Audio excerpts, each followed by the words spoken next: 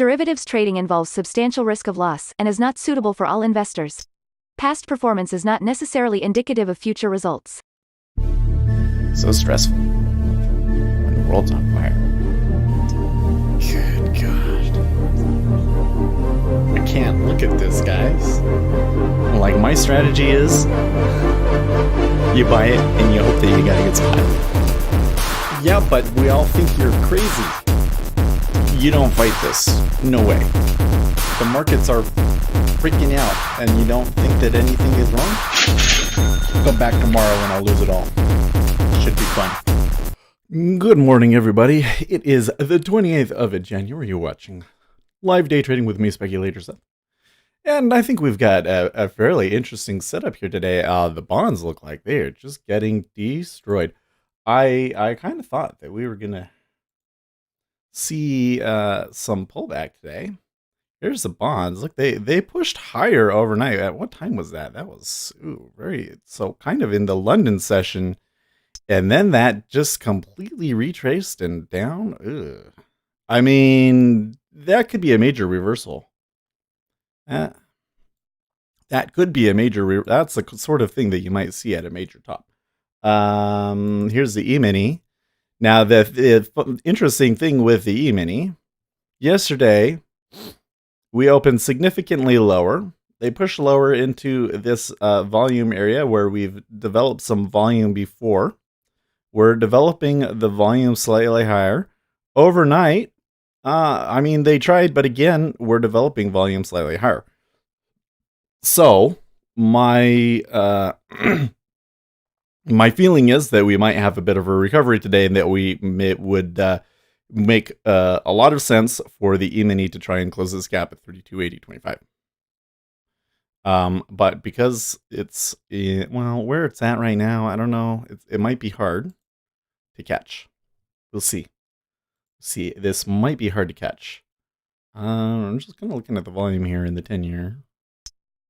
Kind of it's interesting things. The first thing I'm noticing is that there is not a lot of size on the inside, but the market, the treasury market has not opened yet. Hold on, I need to readjust my chair here.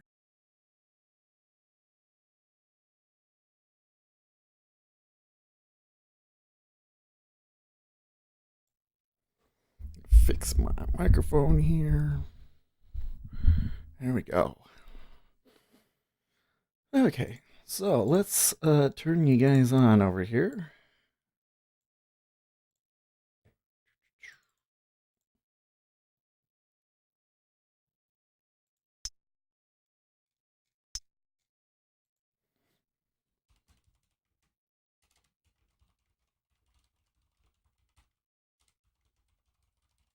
Wonder what that huge spike was. Did something cause that?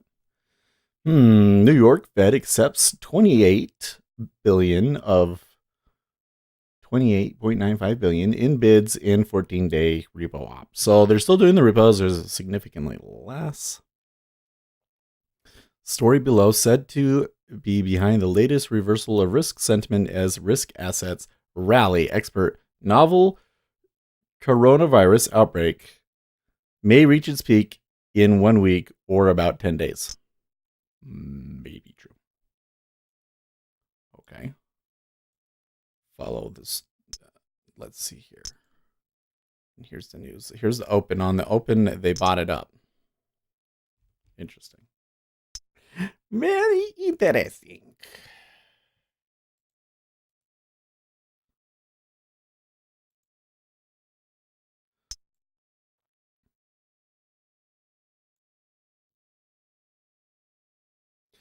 Well, right now, for our momentum strategy, we can't take a long here, but that's interesting that it come up there.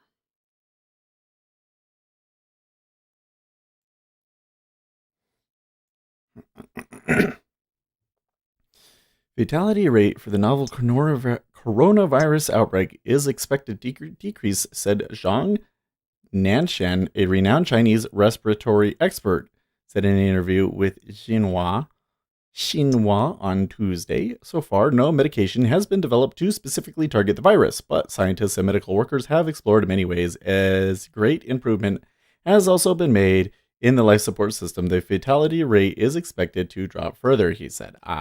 If the market is responding to that story, I'm kind of like, because the thing from my perspective, I mean, if we're trading this from the thought that, oh, there's going to be this is the Spanish flu 2.0 and it's all going to fall apart and it's the end of days. I mean, if that's what you were thinking, that's silly.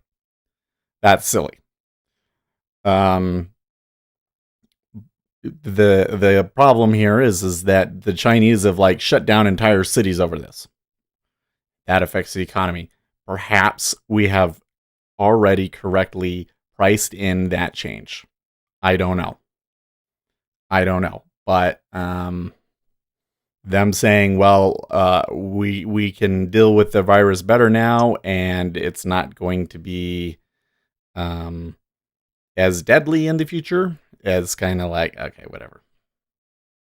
China's Xi tells World Health Organization he's confident of slaying devil virus. That's seems like they're out there to try and lift up markets here today. Let me know when you're ready for my tinfoil hat stuff. Are you going to tell me about how the Chinese got the virus from Canada? And that is just IQ last swinging ZB40 ticks. Ooh, yeah, it was pretty bad down, wasn't it? They're coming back pretty solidly here, but I think that they might run into a wall. Let's see what happens. Well, the liquidity, now that we've had the few little moves up, and now the liquidity here between 24.5, 25 is pretty good. They're not stacking a whole lot at 23.5. That's interesting. Notice there at 23.5, it's 18, even after it's ticked up, and 24 is bid. John, good morning. Yeah, well, since this is gonna let's try and do this thing with John. So we gave John a strategy yesterday, and he says it does not work. Here, I'm gonna do it. The strategy analyzer. Mac test type. Mac test. IRTFC Rock 2 as the strategy. We're going to run it on the ZB. 5-minute bars. I don't have tick replay on. We'll only do this month. Run.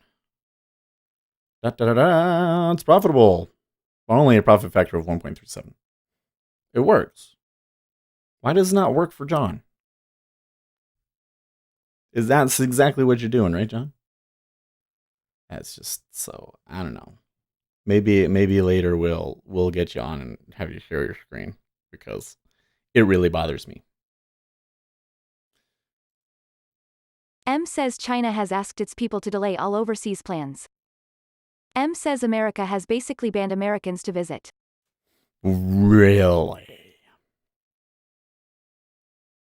Well, the government, the U.S. government was doing stuff, right?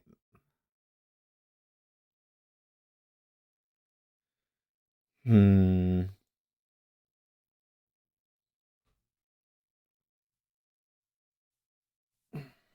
E-mini right here is sitting right on the hourly, the start of the hour.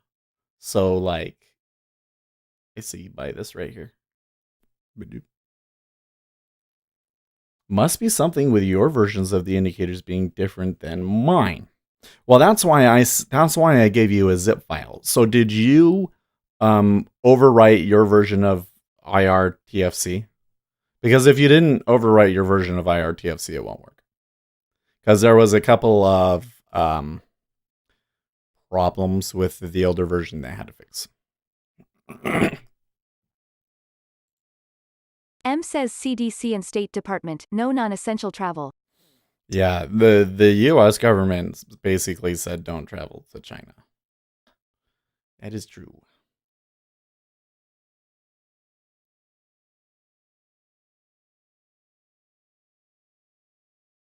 Jay Constance says stock market going down, buy Bitcoin if you love freedom. You say Bot so. says I actually did overwrite my version. That's weird. Okay. I mean, if you that zip file should have everything that you need, so it should all be in line. We might have to debug it.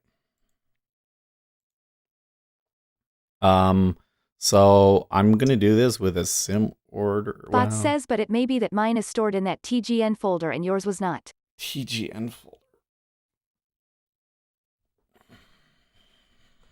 I don't know. So what I'm seeing at the moment is this looks like a really good place to buy the E-mini to me. And then I look over here on the treasury and I say, is this a really good place to sell the treasury? And they don't seem to be, that doesn't seem to line up. There is a decent amount of volume there at 25 though, which I find really interesting. I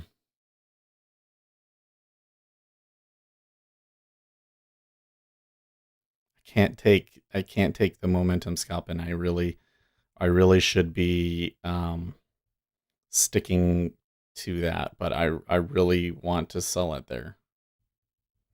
64.28. Just notice, we might have some news coming up. Notice that there's still light liquidity between 25 and 23.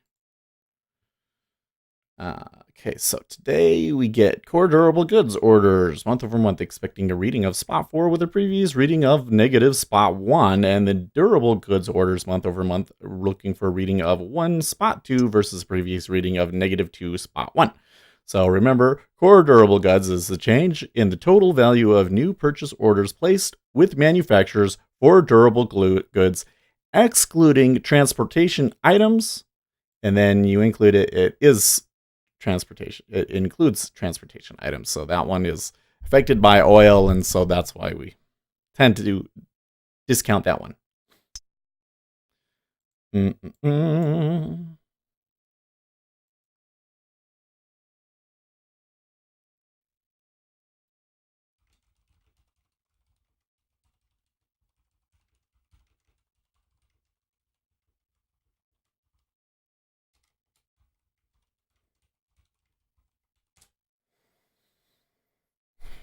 Okay. It's just really interesting. Bot says FOMC meeting today to decide rates. Yeah, we got FOMC. Tomorrow is the FOMC statement. Maybe I should take the day off tomorrow. Could take the day off, and then I could get my oil changed.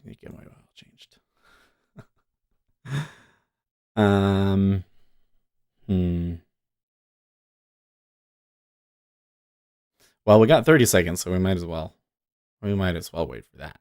But you know, if I was going to trade this on the news, I'd say, well, we'd have to have a much lower, something like that. Top of that profile right there. Yeah, I was looking at this the other day, by the way. Oh, now it's like a really bad time to look at this. I'll look at it later. Okay, here comes the news. And a tick up.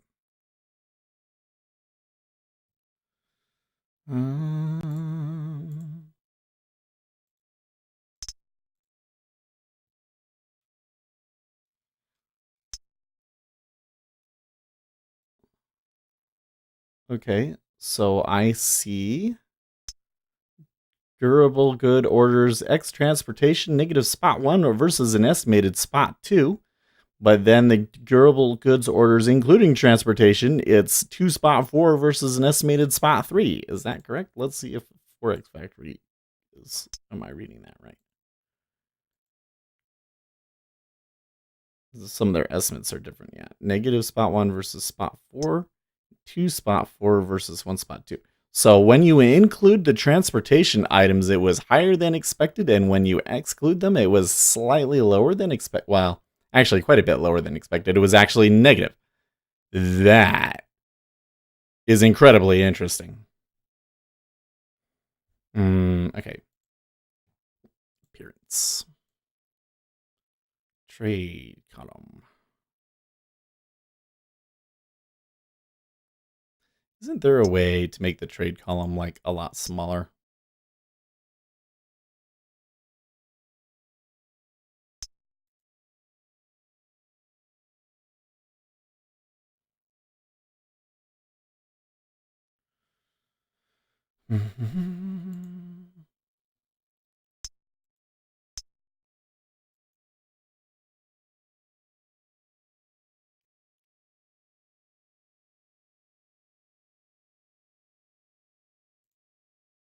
Should do that. But I thought there was a way to make this like font smaller.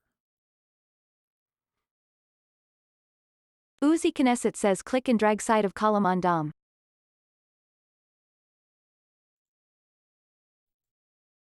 So if I do that, it just... Is that what you mean?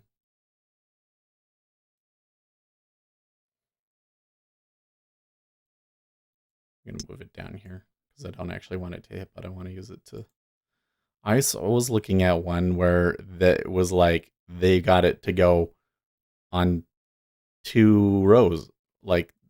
Uzi Knesset says I think to change font size you have to change font size of entire DOM. M says Starbucks, McDonald's, KFC, Pizza Hut closing down in China for foreseeable future and are donating money to Chinese Red Cross. Interesting.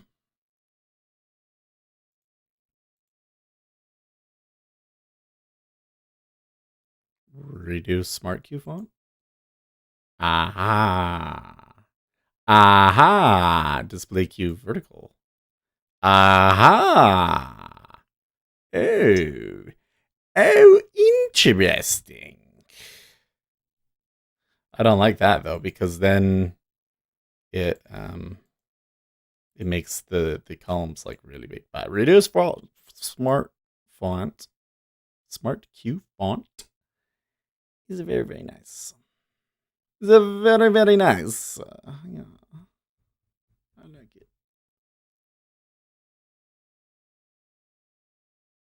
So if I do that, and I'll put one in here. Trading, reduce smart Q font. Oh, beautiful. Look at all this beautiful room that we get. Well, I'm just going to do that for the heck of it. For now, because I don't know what to do with this room that I just gave myself. I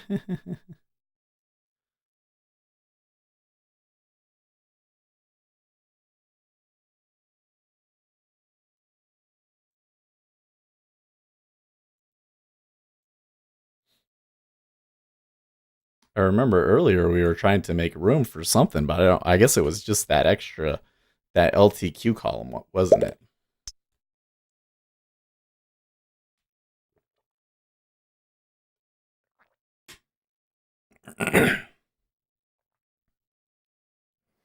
Okay, well, since the news come out, we had a little bit of an impulse up. They've given some of it back, and we are flat. Note, though, there was a reasonably significant degree of selling here before that.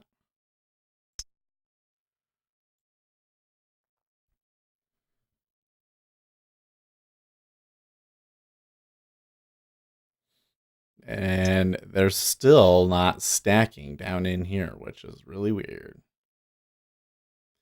That could be a lure, though. Shouldn't read too much into that, I guess.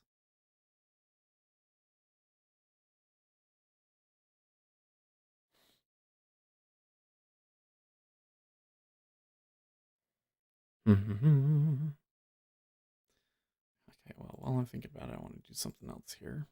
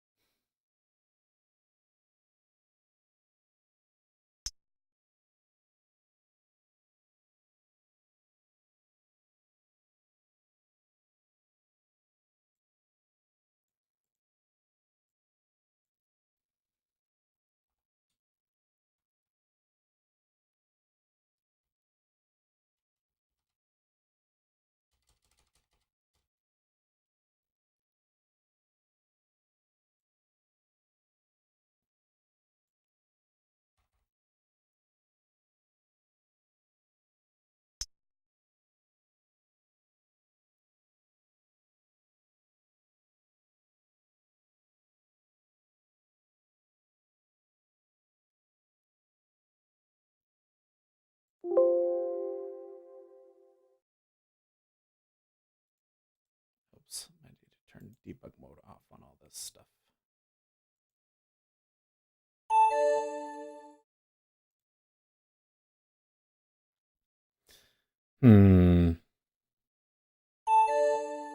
Still relatively light liquidity there.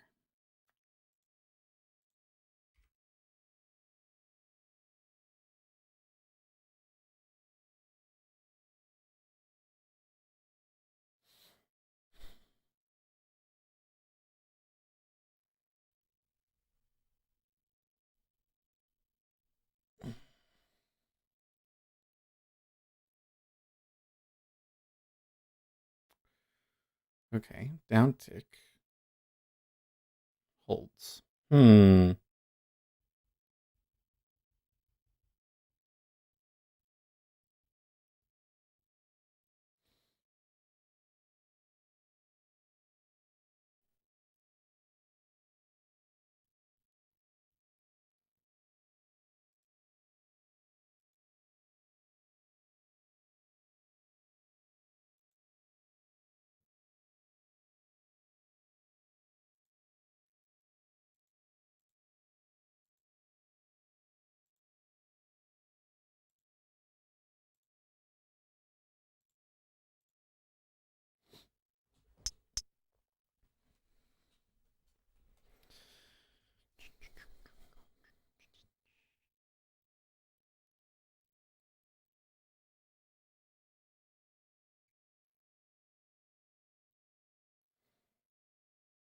It looks like a decent amount is absorbing at 24. Yeah. I think you could potentially sell it there at 24. I'm not getting my signal though.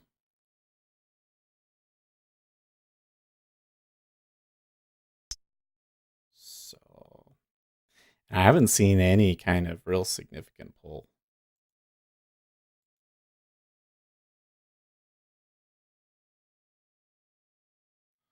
They're pulling the ask, but not the bids.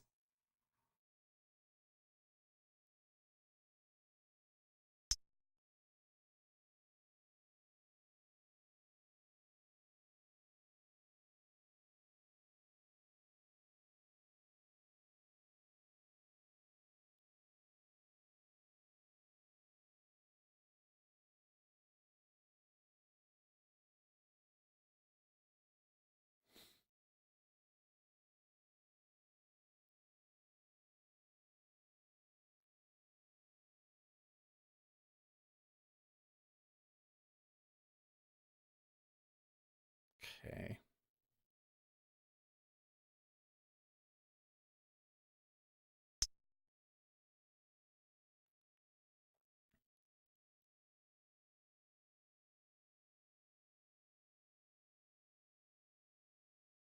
The offers stacking a little bit there. Oh, yeah, actually it is getting to over 2,000 at one point. But bid absorbing.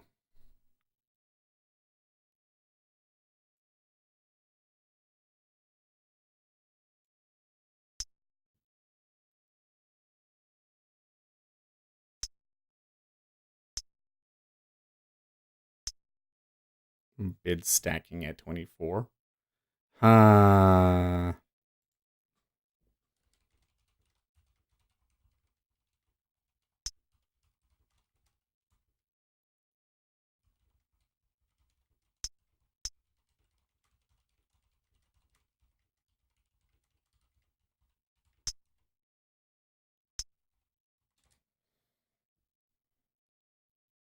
342.40.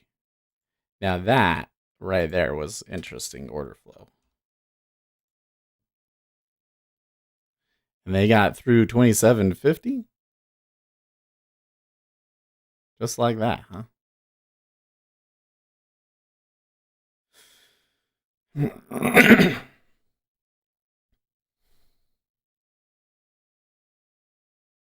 I find that trying to trade that order usually doesn't work out for me because I have a hard time knowing what the purpose of it is and who's going to win and everything. But afterwards so we can have a good trade, and that they're through it if they start pulling bids or anything. Okay. It ticked up.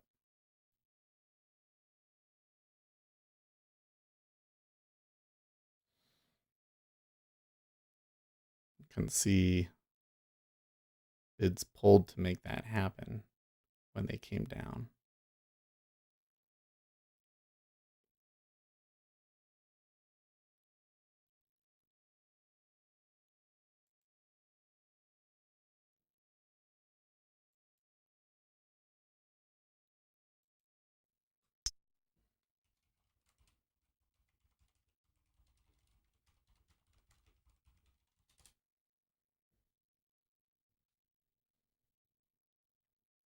Will they hold it there? I mean, they're trading a decent amount at 24.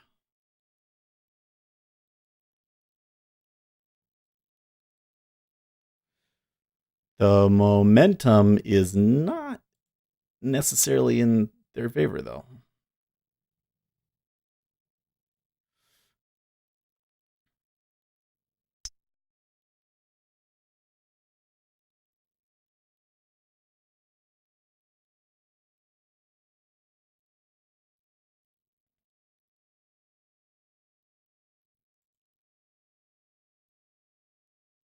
No, actually, if they start hitting hard into 26, that's really bad for their shorts.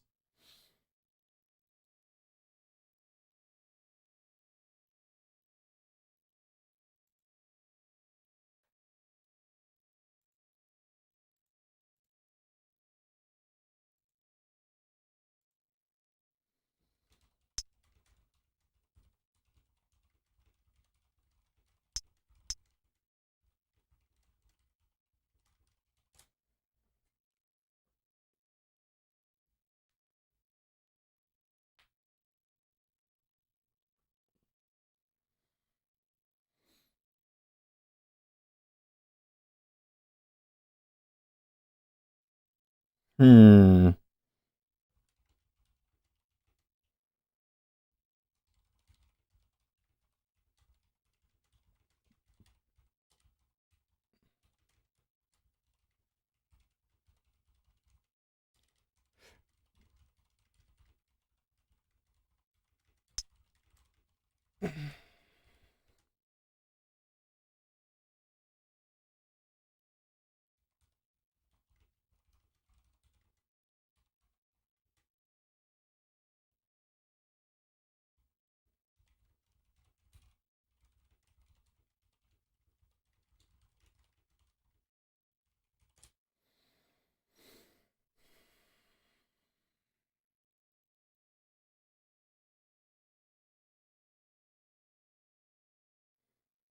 They're stacking at 24 again.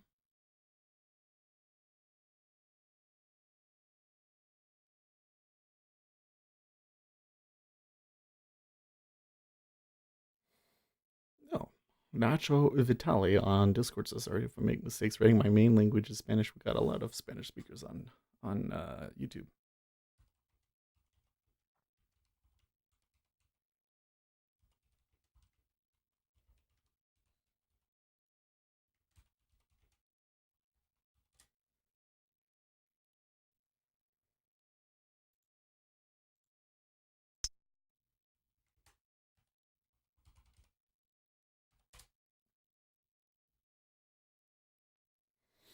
Mm-mm-mm. 24 half goes bid and they stack 21 on it.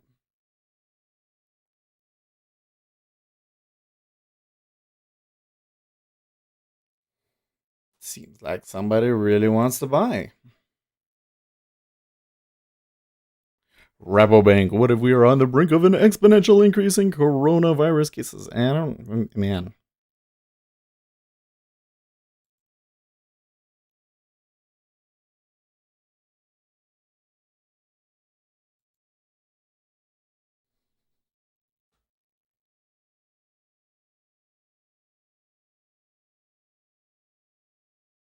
They hitting 24 half, but he's absorbing.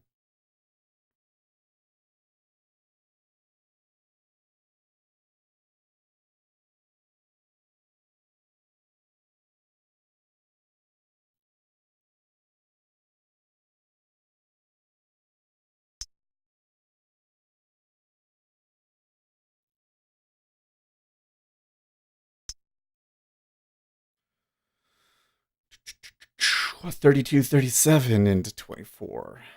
And there was 36.20 at 24 half. So there is definitely a large buyer here, but they are totally willing to sell into him.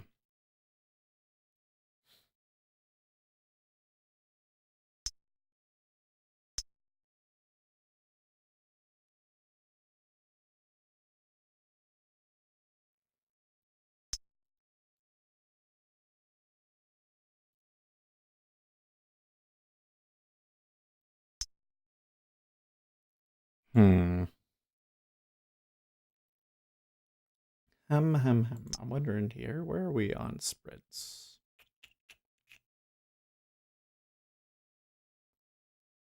Twos and tens. I think the 10-year is going to have to come down. So we're definitely seeing some volume over here. I'm wondering what our 2-year is saying.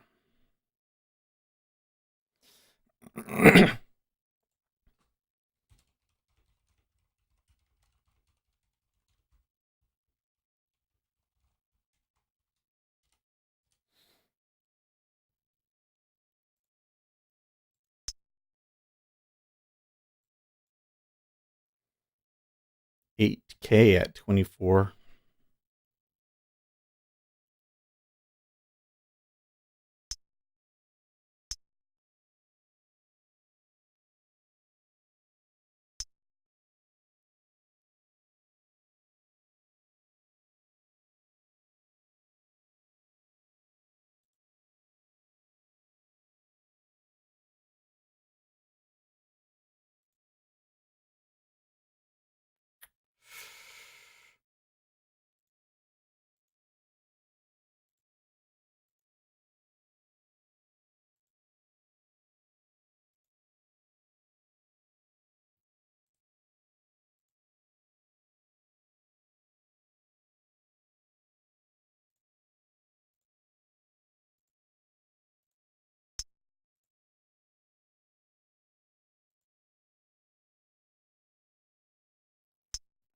Okay.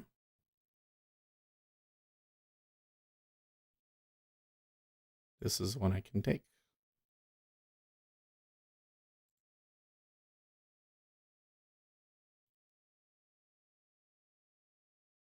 Gary Rich says GOOOOOD morning all. Hey, Gary, there you are. How's it going?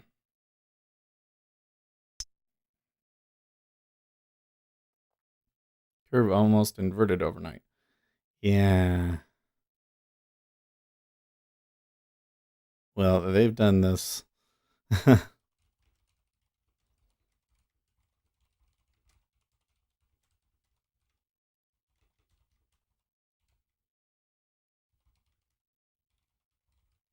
Gary Rich says, can I call the bottom or what?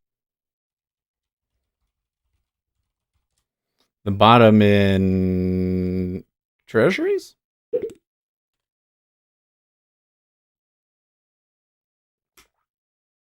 Oil, rather. Probably oil. Interesting. There was a stack, but only 1,300 to get through 24.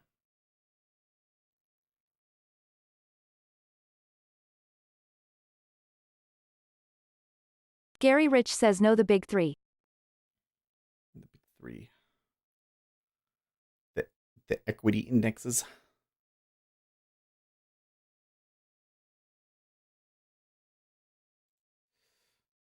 Well, I tell you what, I really like the idea of a long in the E-mini, but I don't think now is Ace Trade says morning. There's Ace.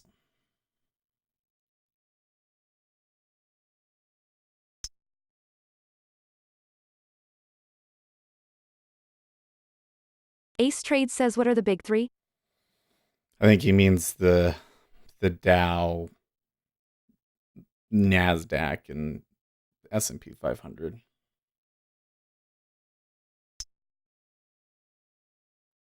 Yeah, so a pretty good stack at 24, but I don't know. They've done this both ways now, a couple of times. That's really unusual stuff. Ace Trades says makes sense.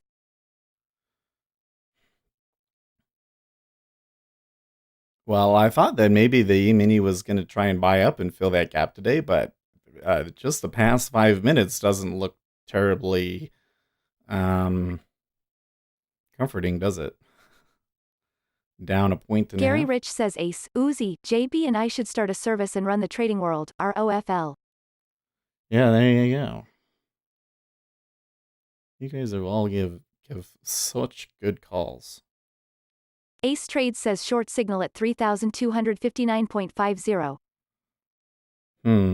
They already go through it?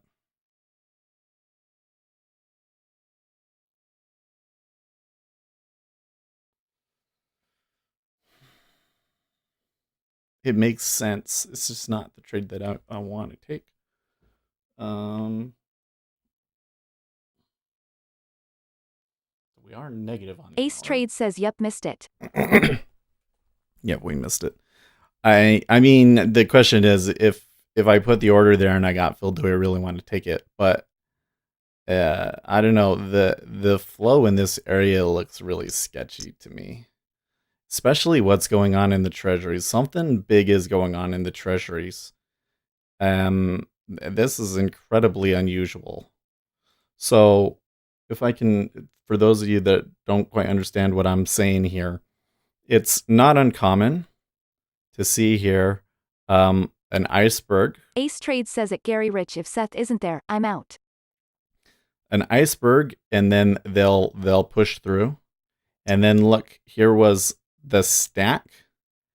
Ace Trades says came up to get me back in. They went through it.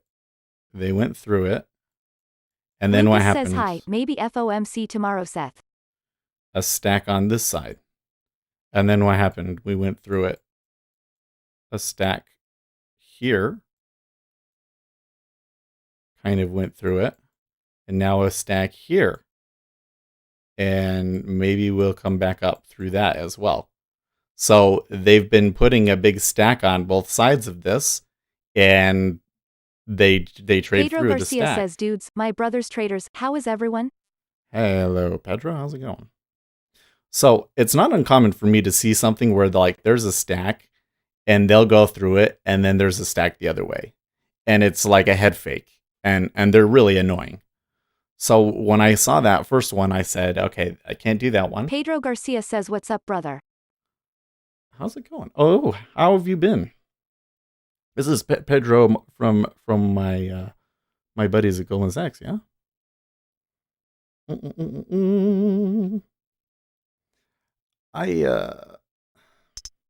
Anyways, it's just incredibly bizarre to see it do that like 4 times in a row. I've seen it do it like twice and it's a head fake and it's annoying, but like 4 times in a row, like what are they doing? It's weird. And are those 2 guys, or is it one guy just stirring things up? Well, either way, my spot was not very great. Bot says, did it, Seth? Just say, for those of you that don't know what I'm talking about. I'm sure there's going to be at least says, one. Thanks for the explanation. Oh, that's right. Pedro Okay. Garcia says, no, I was the guy who called the big fall. Ace Trades says, CL dropping.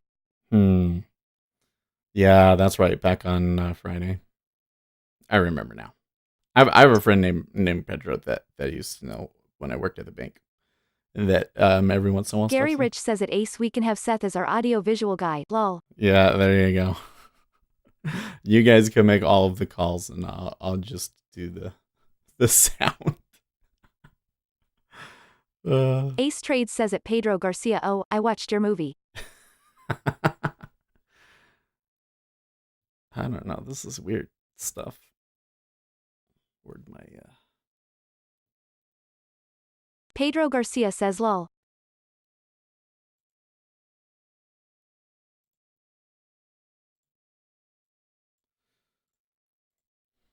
This. Gary Rich says at Pedro, love your music. This. Now the other Sebastian thing that's Marquez says good morning, Seth. Hey, good morning, Sebastian. So it's funny because we got a guy named Nacho Vitali in Discord saying that he speaks Spanish. We got a couple of our Spanish friends in here this morning. So that's cool. That's cool. I really enjoyed speaking Pedro Spanish Garcia for the says 1 month D's I at did it. Ace. For the 1 month I did it. Hmm. Pedro Garcia says lol. Well, I don't think that I had the best Ace Trade says 1 point. signal Sebastian Marquez says Jaja. there in Lucas terms says of nice this call. on the treasury.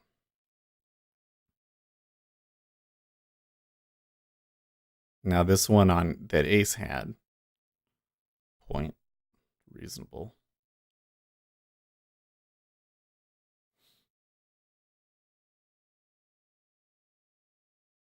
Ace Trade says it Lucas thanks, it's a gift that keeps giving.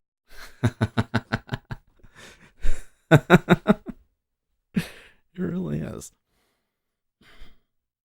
Well, I can't for the life of me figure out what's going on here in the treasury. It does look like that the bid is pulling a little bit Lucas more. says haha.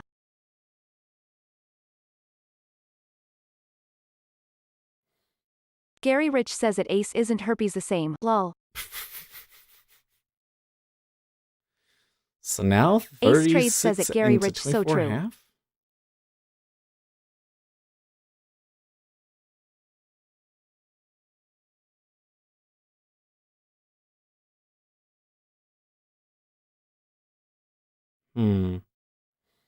Iceberg at 24 half. They fill him and stack 700 on the offer, which is just kind of like standard. Pedro Garcia says herpes awesome.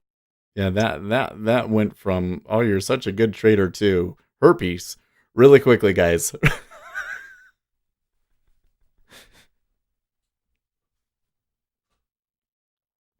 Hmm.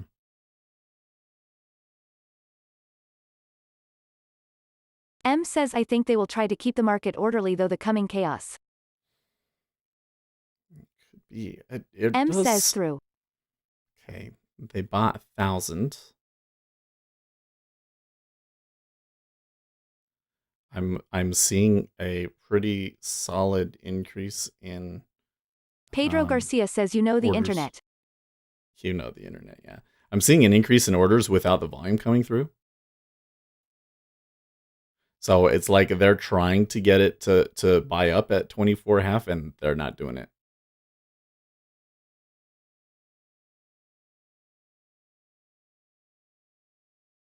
That could be a big clue right there. What just happened there?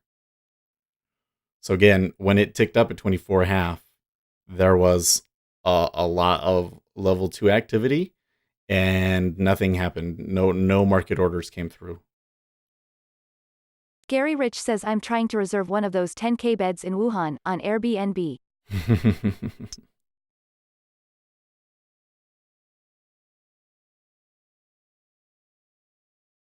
And now that offer at 24 half is starting to become a little stubborn.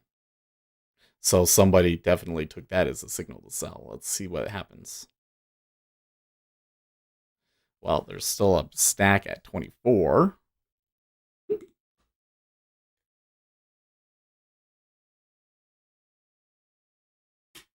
Pedro Garcia says shorted CL. Well, CL was getting creamed there, according to Gary. I don't have it pulled up here.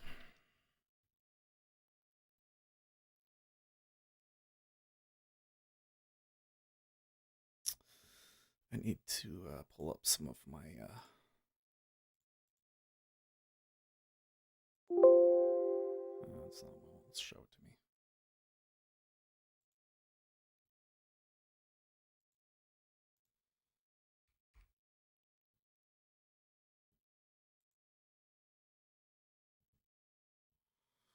Pedro Garcia says entry 53.19 stop 53. 39. Wish I'd done that earlier.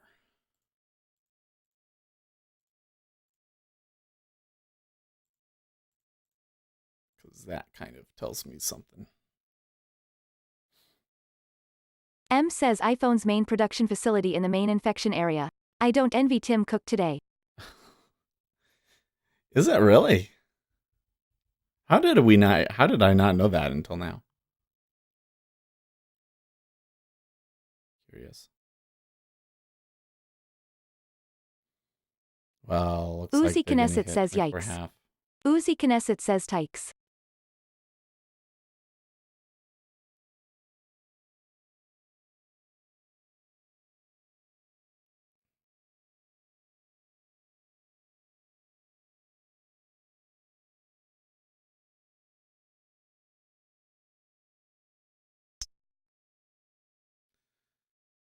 Okay.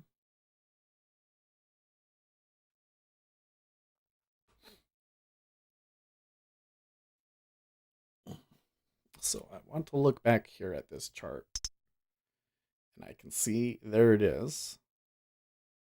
My short did not follow through. Still think that I'm just being way too and maybe I Pedro should be Garcia waiting says I for the like the bar to be community. completely below.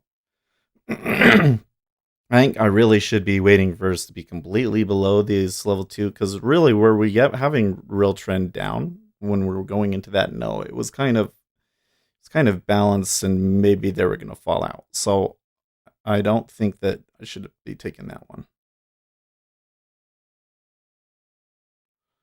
So let's kind of wait here.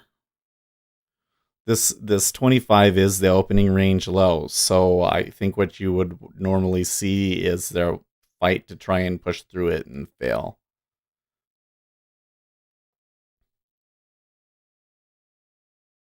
Uzi said, "Yikes."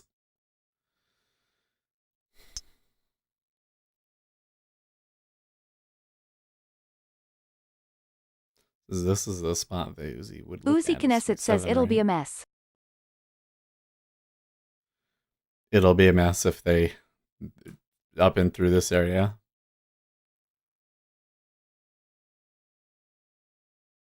Uzi Knesset says IB trading is always sloppy unless it just plows through. Right.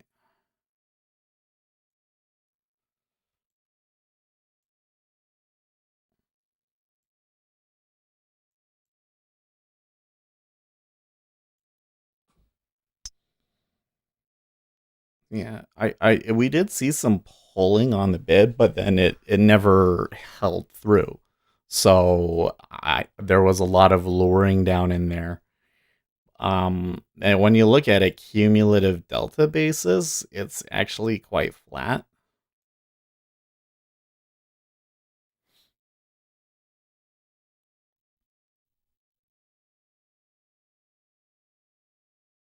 So probably we just sit back and wait, and then if they come back down on for another short, then maybe we can take it. Sebastian Marquez says el escenario es muy incierto en estos días.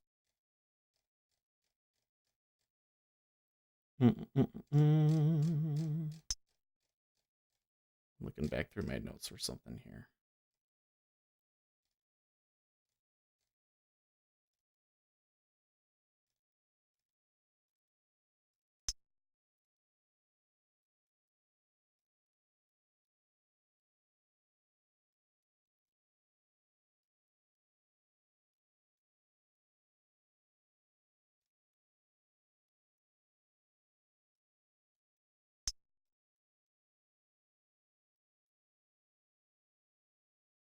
Up at 26.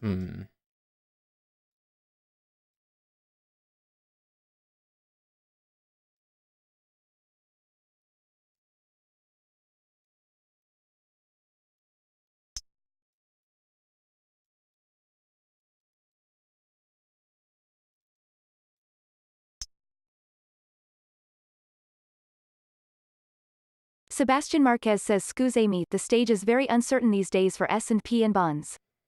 Yeah.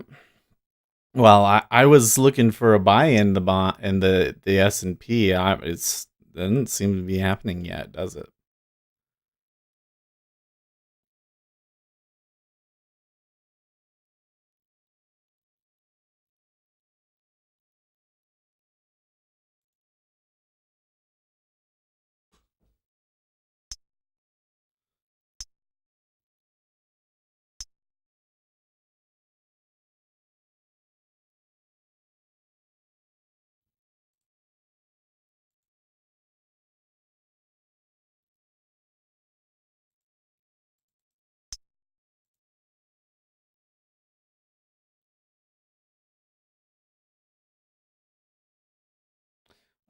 have some stuff here wrong. 8.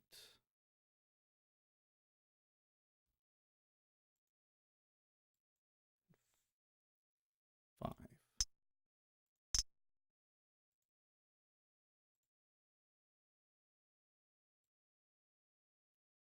Uh,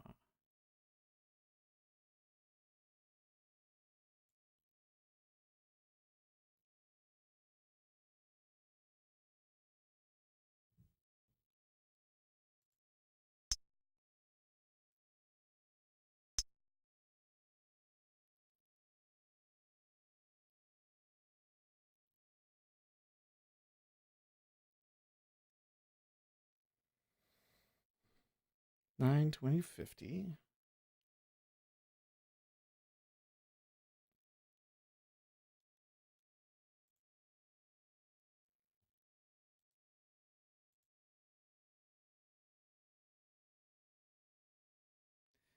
Eight EMA, 5 SMA.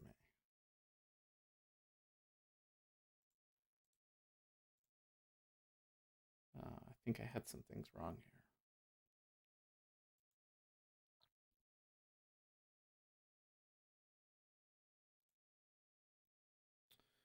Okay. Well, that would change things a little bit, wouldn't it?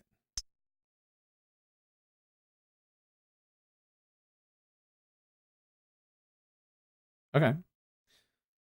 Can't buy it yet still, but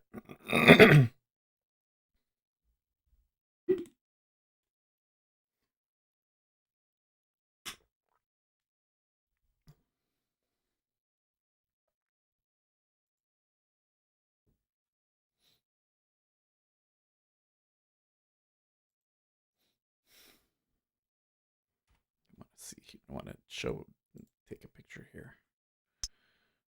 Mm-mm.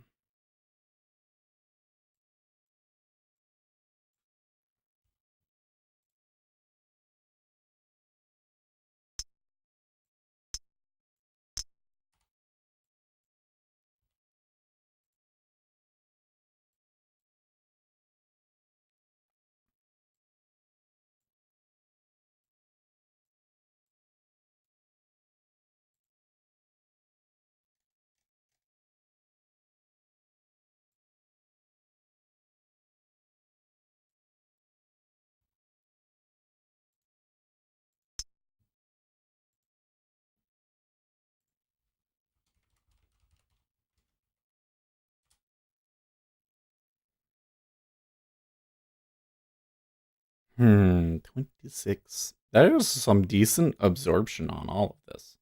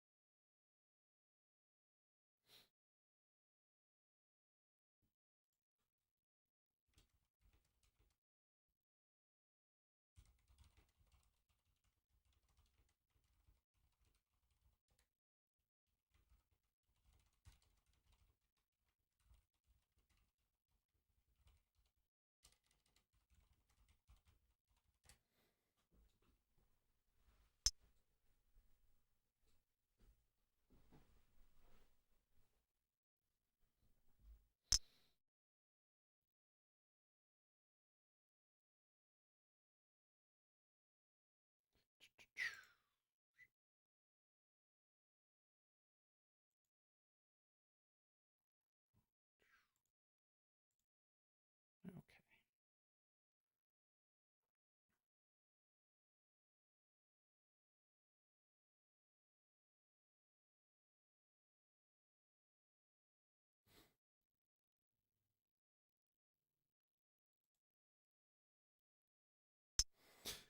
I think I was looking at my setup a little bit wrong. So now that I fixed that, hopefully that works a little bit better.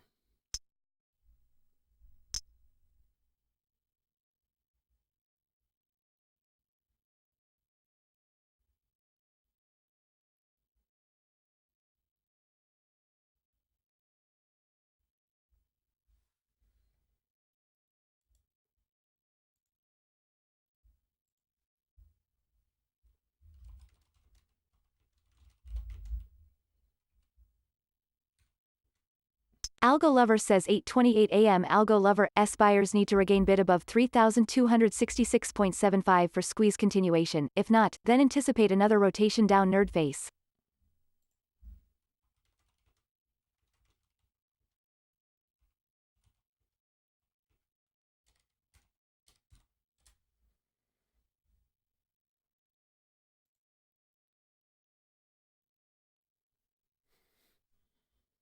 They need to regain bid above 3266. M says, have you ever been through a circuit breaker? I have. I can remember. Was it in the Treasury? Do you guys remember?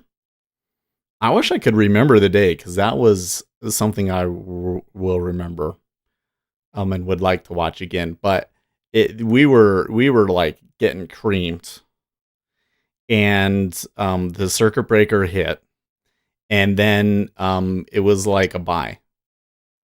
It was like, okay, well, let's see what happens when they open the circuit breaker back up. And M says, wow, really? they Wild? bought, yeah, they as soon as they opened it back up, it was just like gangbusters back up.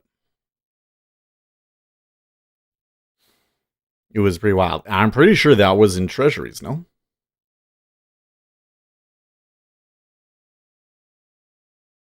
Gary says I did the night of the Brexit vote. Gary Rich says I did night of Brexit vote.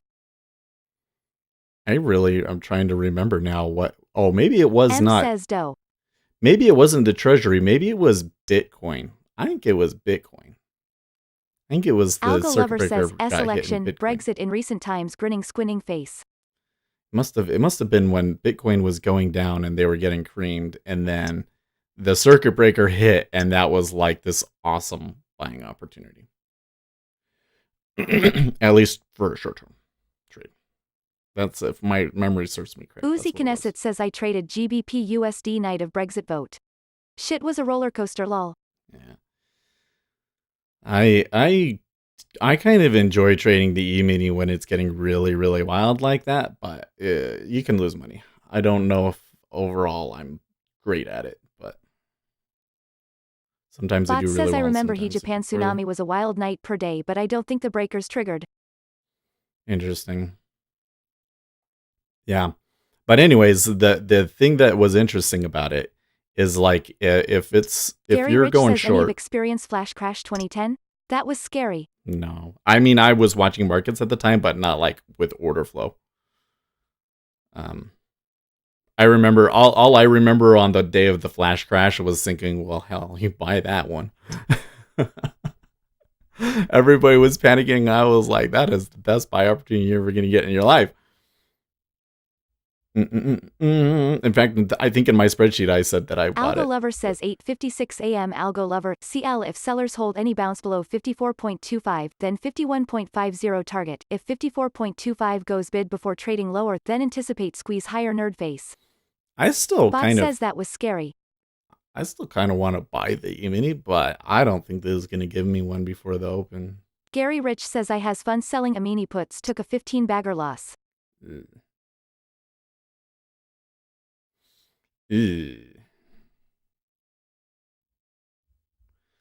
That's where selling options is.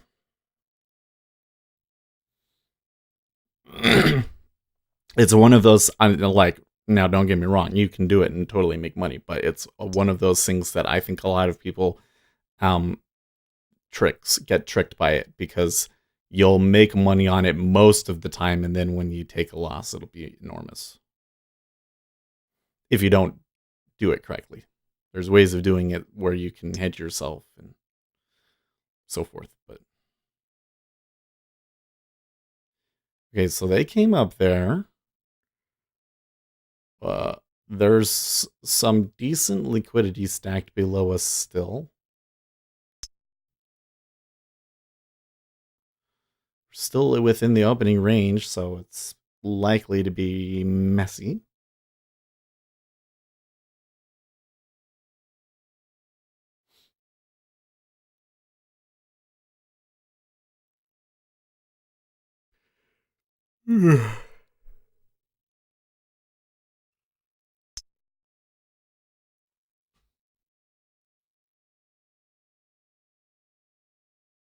Gary Rich says the Fukushima tsunami. It proved how stupid our gov was while I was in Hawaii. Very, very dumb. Man, let's hear, what year was that?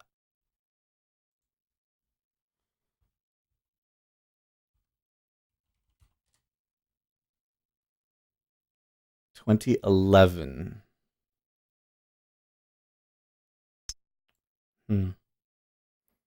I don't really remember watching markets during that, but I've been watching markets since Gary 2008. Rich says 2011.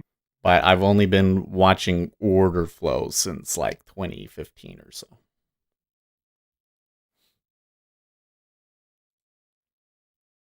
Before that, I was just looking at a chart on TradingView, basically. Different sort of a thing, right? And I would pay for the $20 Pro subscription so that I get live data. Which was always funny because I was working for Goldman Sachs at the time, right? And it was like, I have to get market data from TradingView, but that wasn't going to give you market Algo Lover data. says HAGD, thumbs up. Hey, thanks, Algo Lover. It's interesting that he says 3266 is, it's not like super high up there to get the buy-in going, but at the moment it feels like really far away. Now, here at 59, if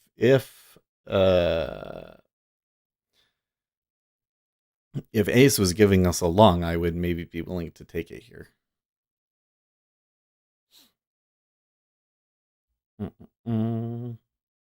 Because I have a lot of things here suggesting to me short-term reversal.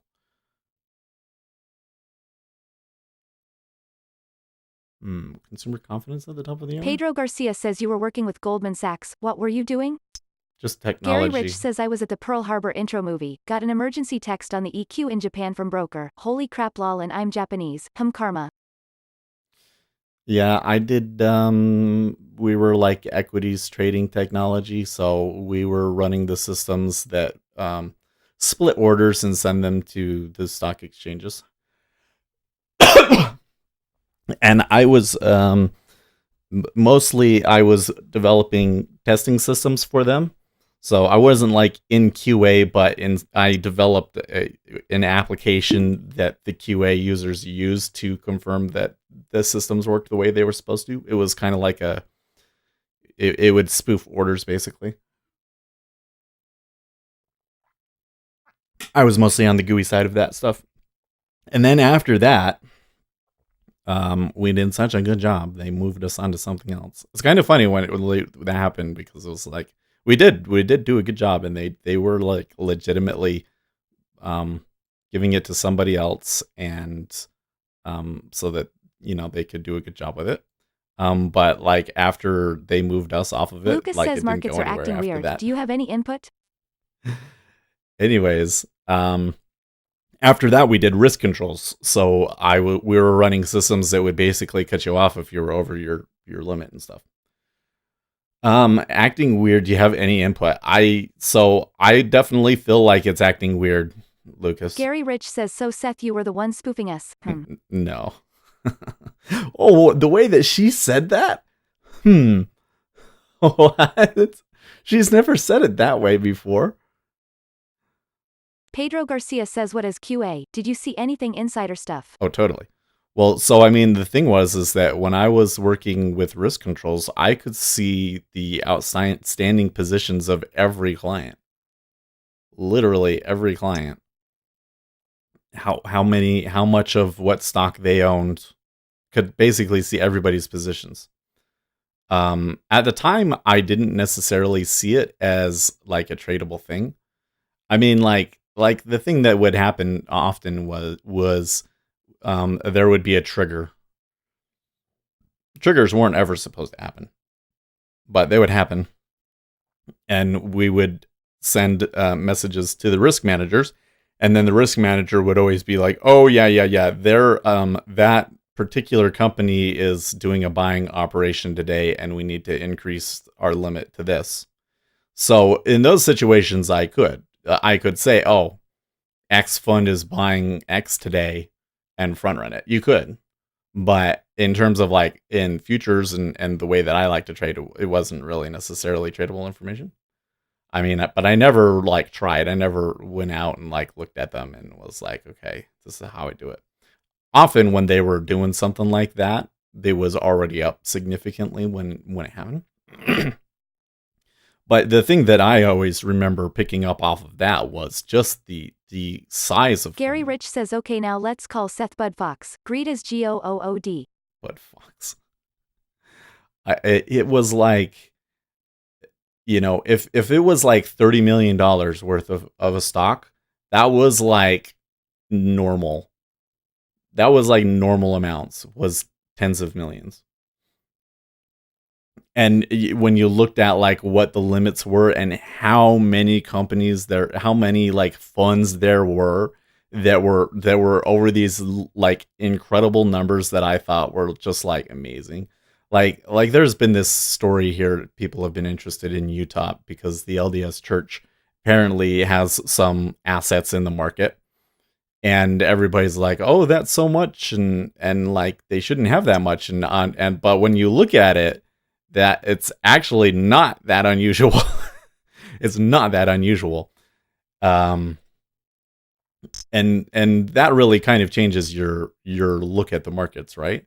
Because then you come in here and you're saying, "Oh wow, like 10K, that's so much." But then when you really think about it and you realize, okay, I was looking at just like funds. Any one of those funds could do that. Any one of those funds could do that. Think of how much the Chinese sovereign wealth fund Uzi could Knesset buy. says, gotta love religion. Tax-free investment schemes, lol. It's, you know, and so you always there always has to kind of be that addendum at the end, which is like, no matter how much you see coming through right now, there can always be more out there, and you never know when it's going to come or show up, because, you know, if they just come in with market orders, there's no way you can predict that, right? They're not going to give you any warning. So kind of changes your Uzi thoughts Knesset about trying says to predict Scientology stuff. isn't a religion, it's a massive real estate scheme, lol. Yeah, well, so my understanding is that they... Pedro Garcia says billions? Oh, sure. Absolutely billions. Gary Rich says, hey, Jesus got make his vig, he got lives to save. Lol. Well, I think that at the time they had like 13 billion under management. Uzi Knesset says lol. When you were getting up into $1 billion, though, that was a really big. I think there was only like one or two guys like that. Luis Alarid says, did you know trader Anton Creel? No, I'd never heard of this guy until they started showing up on YouTube. And I think that he first came out on YouTube when I worked for them, and everybody was kind of like, okay, whatever.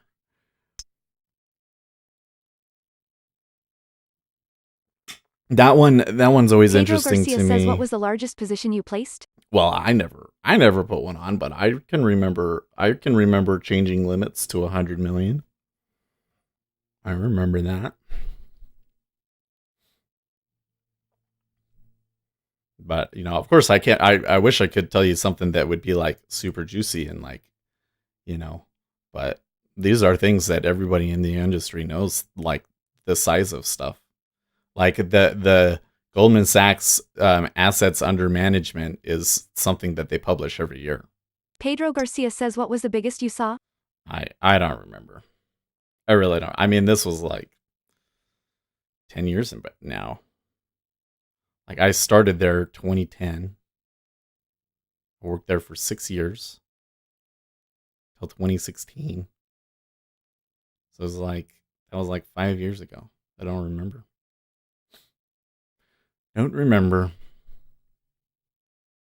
Uzi Knesset says BlackRock is a beast with like what? 8 trillion under management? Lol. Yeah, they're huge. Let's look. Goldman Sachs assets under management. Gary Rich says, hey guys, we are in the wrong business. 13 billion, wow. I knew mega churches were up to something. What's Joel Olstein AUM? So they Pedro said Garcia says, how did you get into working for them? that in 2018 Goldman Sachs had 1.54 trillion. So maybe I have my numbers off. I remember 13 Ace Trade billion being says 2 an minutes to important open. number at one point, but um Uzi Knesset says religion or charity. That's where the where the money money is at. at. Anyways, I got recruited out of school, so I was like watching. You know what actually did it was there was this Lloyd Blankfein had like an important interview, and everybody was getting after them for how much they paid their employees. And I was like, well, heck, I want to get paid so much that the media complains about it. Wouldn't you? And Live so, Action says, could you imagine hitting send on 100 million and we were talking about stress, the other say. yeah, and so I said, well, I don't think that I want to work for a gaming company. I was looking at the way that the gaming companies wanted to treat interns, and I'm like, that is retarded. They were gonna get, like all of the qualifications. They wanted to be like a full-fledged developer and all of this stress and crunching and everything for like not good pay. You have to pay me entry-level wages for that because it's a rat. So I said no. I didn't want it. And that, at the time, it was Zynga. Zynga was coming in and recruiting. I'm like, screw that. I should go and work in the financial industry because they are clearly Uzi taking care of their Knesset says people. you didn't want to get in on the ground floor of Raid Shadow Legends? So I only put out one resume. I put it into Goldman Sachs and made it very clear that I was interested in markets. And then like 2 months later, they were recruiting at the University of Utah and they interviewed me. And I'm sure that my interest in markets was like the only reason that I got through. So I remember telling, oh, I'm interested in markets. And the guy was like, okay, so tell me, what does buying a put mean? Are you long or short and things like that? And I explained it to him. They're like, Gary okay, Rich he says actually at live does. lol, but you're right, 100 mil HFT dollar moves. But it was kind of a funny thing because I wanted to get into the trading side, but because I was in Salt Lake and stuff, I never really got to see. I only got like one real peek into the trading world. Of course, it was an important peek, but you know. Okay, so they're buying it up here on the open in the E-mini. And now they sell that sweep. Ooh. Ooh, ooh, ooh. That's not too pretty. And now they're pushing below the low of last hour. Well, I don't know about that one, folks.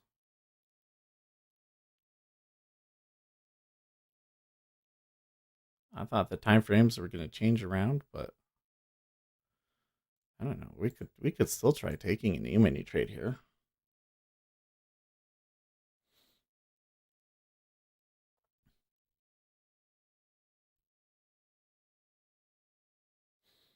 Hmm.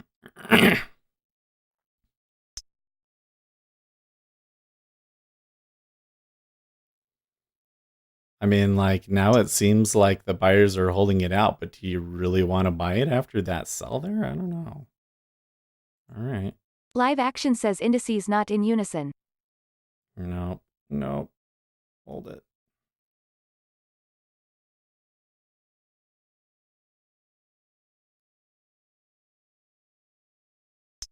Uzi Knesset says, I mean, are you really a YouTuber if you haven't shilled for Raid Shadow Legends? I've Lol. I've never heard of that before, Uzi. Literally never heard of it before. Pedro Garcia says log S. Okay, well, Ace Trade says they never are at Live Action. Pedro Garcia says long S. they were Live Action says Russell going to moon. they were buying their hard in the treasuries and now they're back to the 25. If they can push below 25, then maybe we got a good setup here. E-mini it seems to be holding this 3260 okay. We'll see if Pedro Garcia buyers says really come yes. in here or not. They kind of look like they're on the edge of something big, but it's not really going for it yet. You see that? They kind of hitting into that offer at 3260.75 tepidly and not okay. IDK says put the ZN auction vista at 60 seconds period and check out the cum delta. At a 60-second period? I don't think that would be very different from what I'm showing you guys right now. It looks like that they sold that pretty hard, though.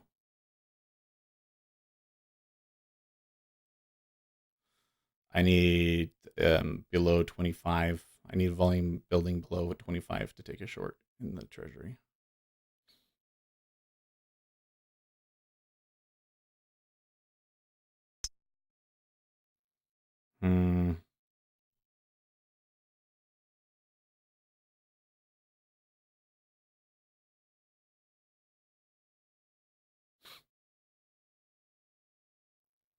It looks like they're still going to ballot out, and I wonder if the buyers are already done there.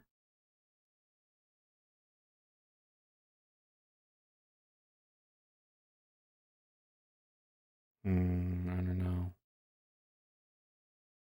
Can't tell anymore. Pedro Garcia says how come you didn't stay? Oh, I got let go. The thing is that the trading business has just been down. And so they really gutted it. And the thing is that, we were in Salt Lake, so eventually what happened was they got rid of almost everybody in that division. And some of the guys that were kind of more like starting to take the leadership positions and everything were moved over to other groups. And those are the guys that are building their consumer banking applications now. But the group basically got gutted.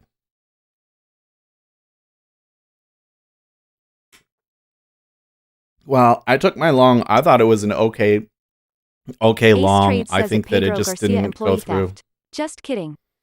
It just didn't go through, so I'm okay with that one. I can wait. You can wait for another 5 minutes and see if Ace gives us a signal. Take something. Pedro Garcia says lol. Up there at the top again. I'm just thinking back to when Lucas was saying that the market is being kind of weird, and then Uzi was saying, once we get into that opening range area in the treasuries, it's pretty chippy, and that's definitely been the case. Like, I really don't. I'm really not terribly interested in taking a treasury trade here because I can just see how nasty it is. Ace Trades says it'll give you a signal anytime you want. Yeah, if you see one here that's long, I'm still interested in the long side, but I don't know if I've Pedro got Garcia a good enough says spot. stoked out D.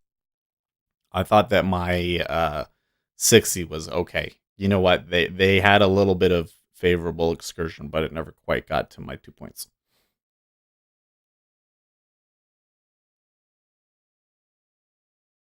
That one was trading on the time frame. Ace Trades says nope, going down. Yeah, it's going down right now. I was trying to trade it based on the time frame turning positive there, but it flips back and forth. So at the moment we can't take a long. Definitely not.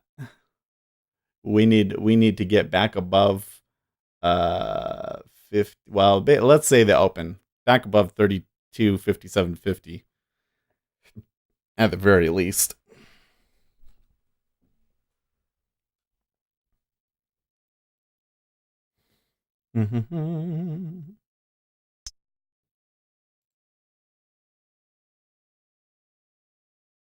China's Chongqing has asked all companies in the city not to resume work before February 10th. Live Action says Theed is an argument fought long here. There is an argument for long. Yeah, I mean, I see it. Well, so there was some long cumulative delta, and they're getting washed out. Now that they're washed out, does the buy come back in?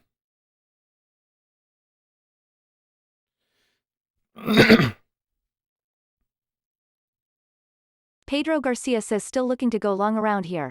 54/50ths.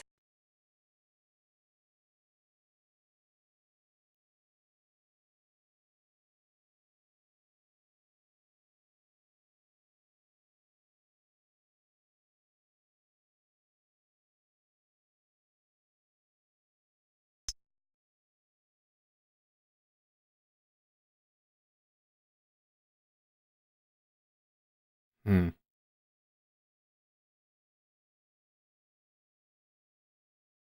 Live action says Russell will lead at times RTY on yesterday high here.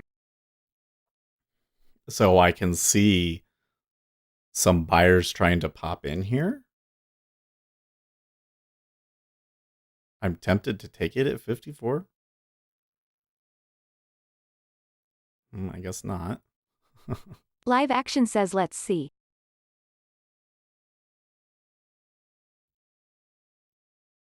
Gary Rich says trying to slip in a YM short at 590 to 591. I mean, you can definitely see the sweeps, but the sellers are winning it out still.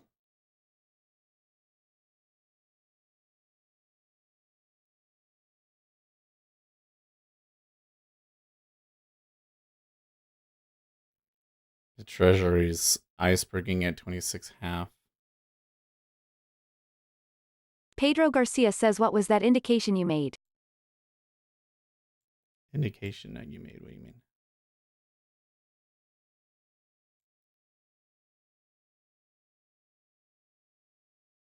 Live action says fighting here. Yeah, it's definitely. This is an area that I would expect them to fight to. Now Pedro they're Garcia below says that. indicator. Are you talking about this stuff? I'm not quite sure what you're talking about.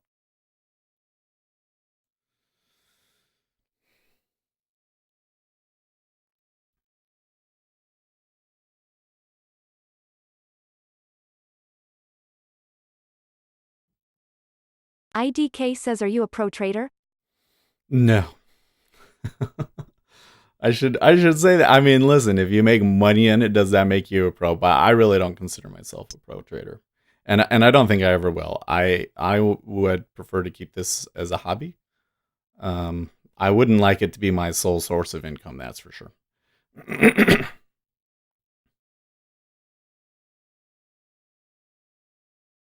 Pedro Garcia says the one that can see the shorts or buy back shorts?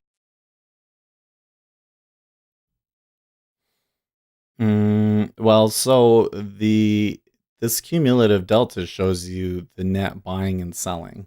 That's probably what you want to look at.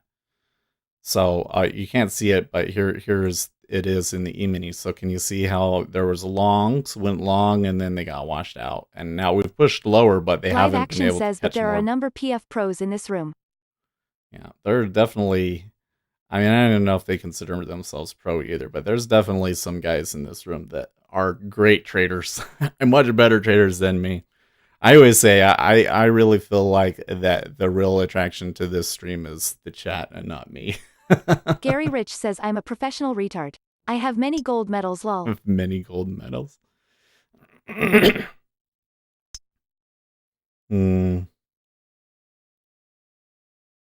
Well, they're taking. Uzi Knesset says I am professionally 27. bored right now.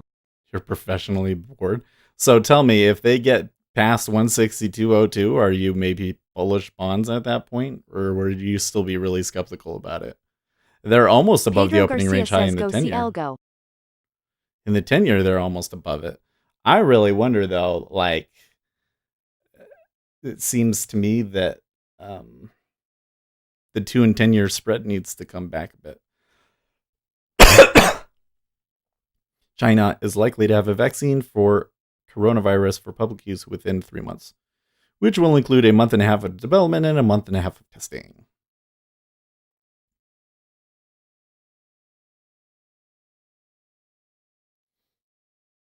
Ace Trade says at Pedro Garcia she is a dropping. This might be my hammer.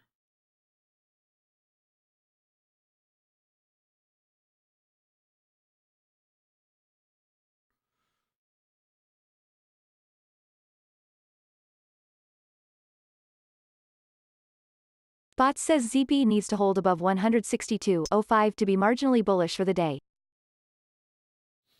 Pedro Garcia says she is.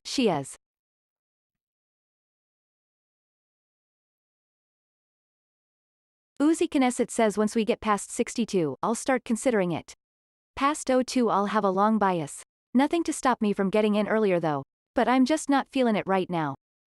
Bot says that would be halfway back on the overnight range. 32.54. Yeah.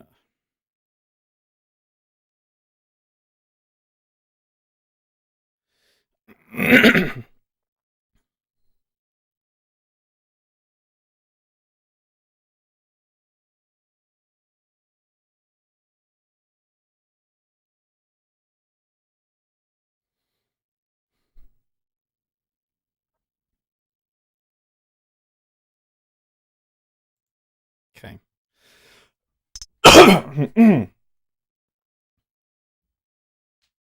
Uzi Knesset says I try getting long around here, I'll get punted a few times, I know it lol. Right.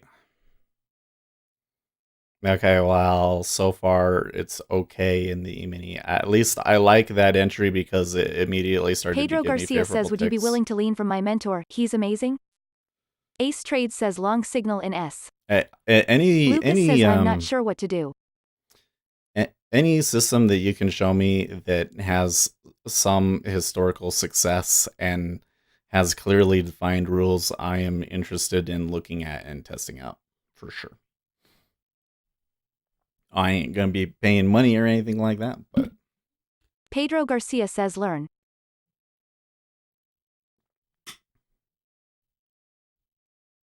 Ace Trade says at Lucas sit on hands. Gary Rich says the YM is banging in between this range. I'm not hold a trade all F. IDK says I am looking for shorts in the 10-year T-notes, anyone else? Pedro Garcia says lol. I can see the short in the treasury notes, but I'm really hesitant Lucas to take says too it in late, this long opening range. 54.75 lol. I'm really hesitant to take it in this opening range. If it got below Live 25, Action says I am closing long.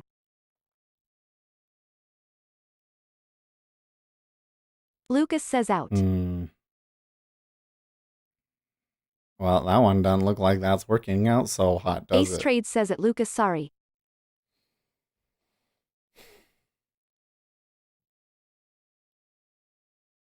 Ace says he got the long in ES, but it took us out.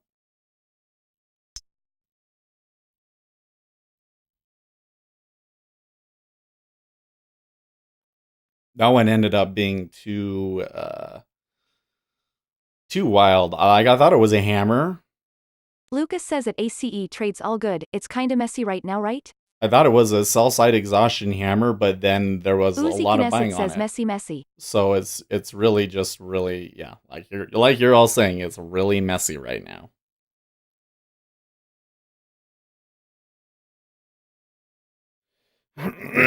Gary Rich says yesterday's S was too long to hold for 2 PTS. I have to get my hourly wage up. Ace Trade says at Lucas yeah, it was just a pull back head fake, the kind Kobe used to do. Too soon? Oh man. It's interesting to watch social media's reaction to Kobe Bryant, but you got to remember tears of joy. A lot of those people that you're, especially on Reddit, are from California and loved him. So, you know.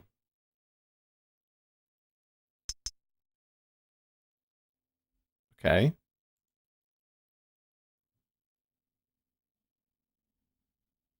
Pedro Garcia says traders humors.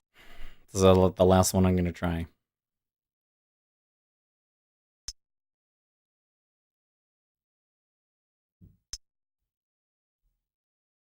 Mm.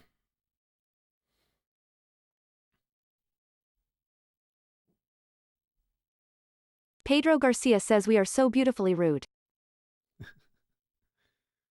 And if they get above that green bar, then it'd be great, but I don't know if it's going to happen. IDK says I am hesitant to enter short CN at the moment. I think that if the ZB breaks 161.31 could trigger several stops and go up with the ZN. We're definitely against the trend here, though, man. Like, I don't know. I don't know.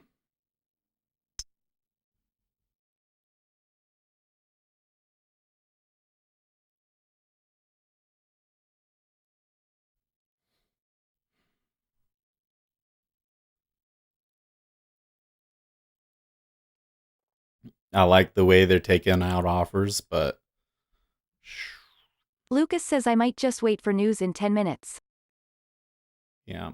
Well, this is now turning into another hammer. Uzi Knesset says she ain't trending yet, she's just being a wiggly bitch lol. This one is closer Ace Trade because says it's short close to signal the end of the minute. 3253.25 if it hits on the way down.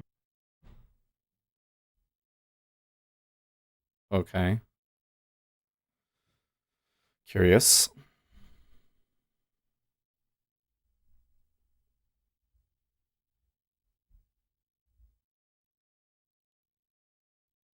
Ace Trade says make it 53.50. Moved up.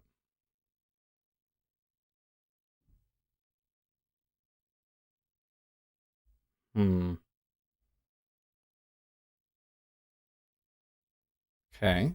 So that's I finally got one to go 2 points for me.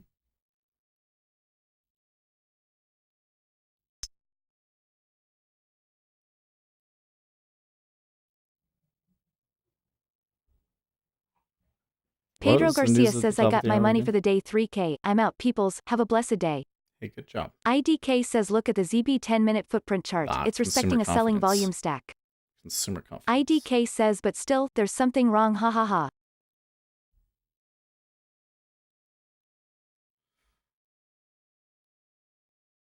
Well, if the ZB starts to build some volume below 27, then that's an actionable sell signal for me.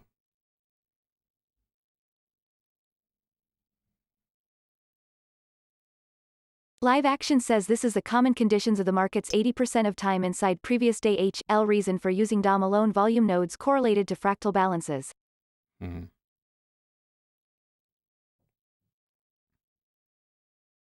Well, it still looks incredibly messy.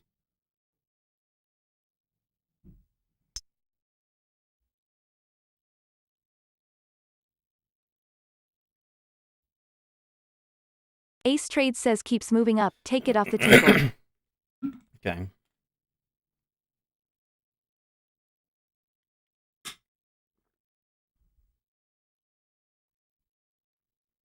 Well, I had gotten in Fazila on something Tazabayev else, says hi all. and I've kind of just been using what you've been saying as like a potential stop. So, hello. Oh, full on Russian name now. We have had a few Russians come in. We got some guys in Discord that kind of more on the eastern side of Russia. They've never used the full on Russian name, and she likes the reader said it like Ace great. Trade That's says so obviously cool. that guy has the China flu. Hmm.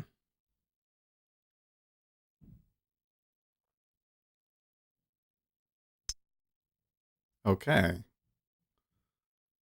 Well, now we are at highs of the day in cumulative delta, but we are down quite a bit. That is interesting. So very Fazula big Tazabayev says divergence. KZ. Big divergence.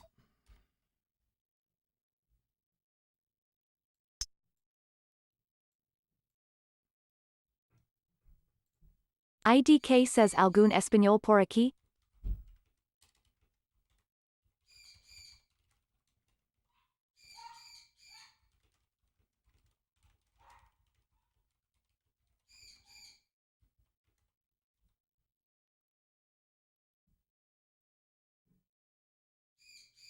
Ace Trade says at IDK not so much.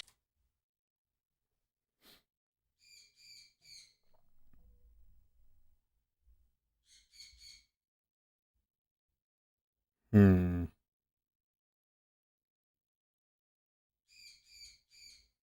So they just barely kissing the time frame there.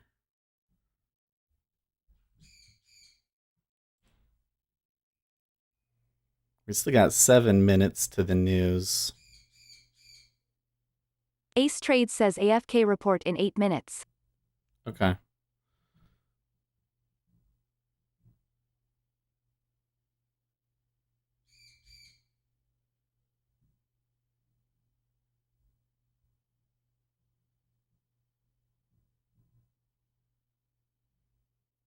Ace Trade says sorry, away from keyboard. Yeah. I know what that means. Afk. Did she say afk?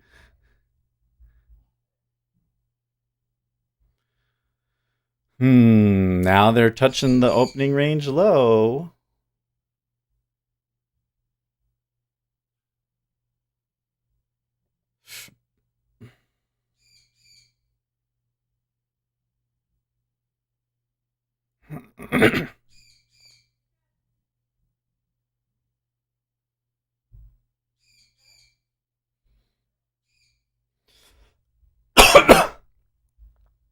Ace Trades says I was worried you would look for the AFK report.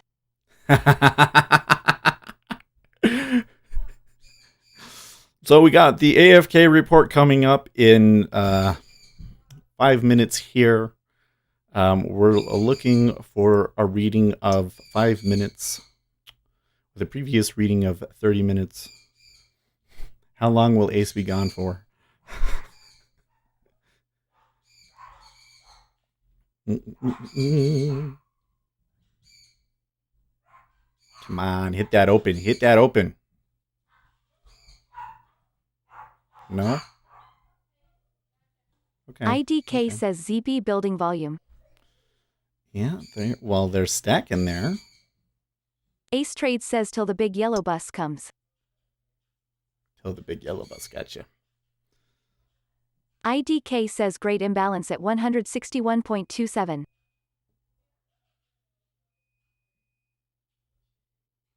So they're just not trading a ton of volume here though yet. Unfortunately. Not compared to what they traded at 27. They traded a lot at 27. So for my signal at least, it's not enough. There's the E-mini testing the open now. They're having some issues with it though.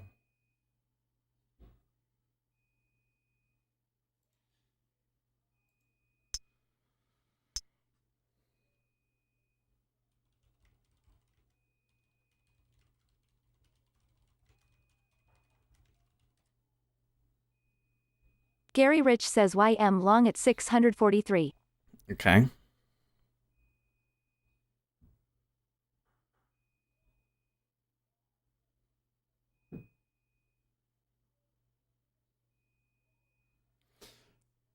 A little bit too many people taking profits at the open, I guess. Look at the 1,000 stacks there that they traded into it in the main ES.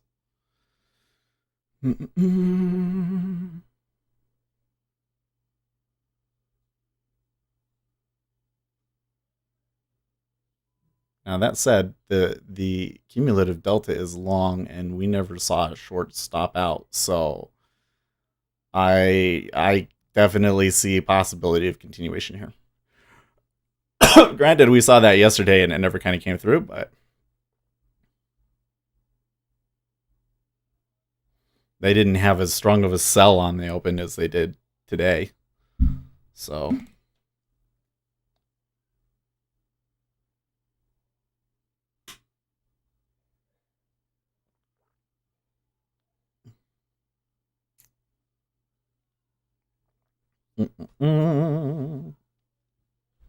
See, they bid it up and then it just sits there.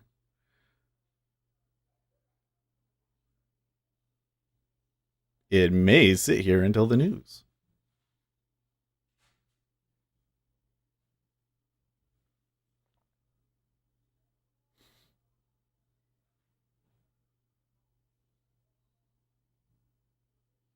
Okay, a little sweep there.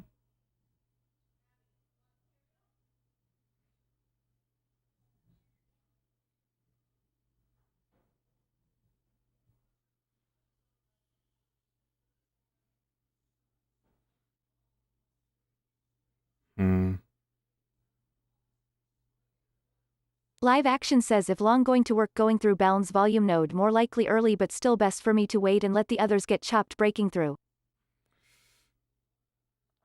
When I'm looking over at this, hold on, let me fix this a little bit. Look at the volume profile through this location in the E-mini. It's incredibly disorganized. I mean, there's a distribution here, but it's an incredibly disorganized one.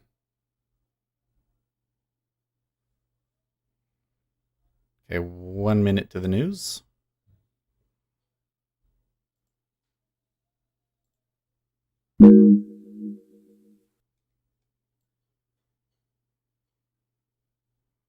So we're looking for a reading of 128 according to Jigsaw. 128 spot 2.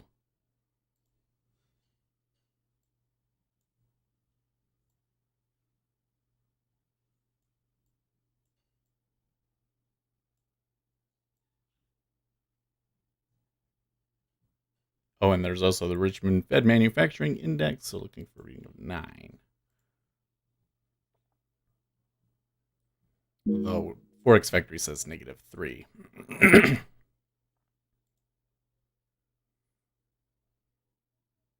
Okay, they're up. Okay, so there was stops that time. Giddy up. IDK says, do you have some real-time news program?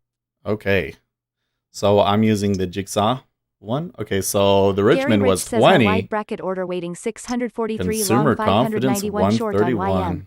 Oh, we just told this Live one, Action guys. says, Seth, you were talking about indicators the other day. There is a book, The Encyclopedia of Indicators, with extensive back testing, might save you some time.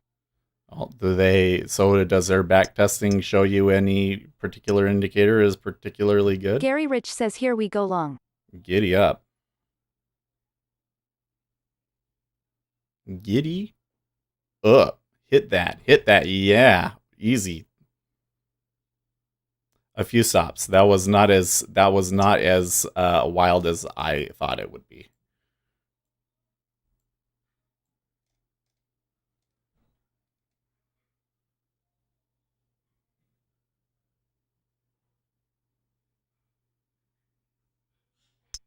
Okay, so now we need to start looking at Gary our volume Rich says, I'm profile. punching this cow tit.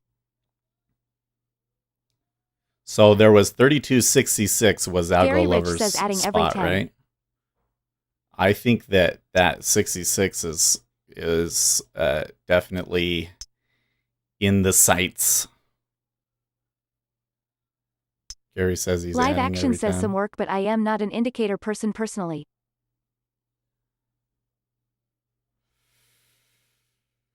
So I should think about adding, shouldn't I? But I don't think I can do it here.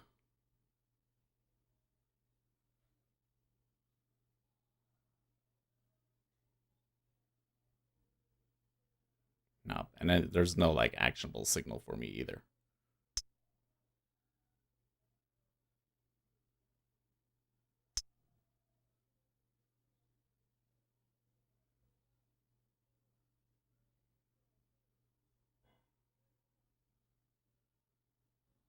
So there was definitely some stop outs up at 62 and now a pullback.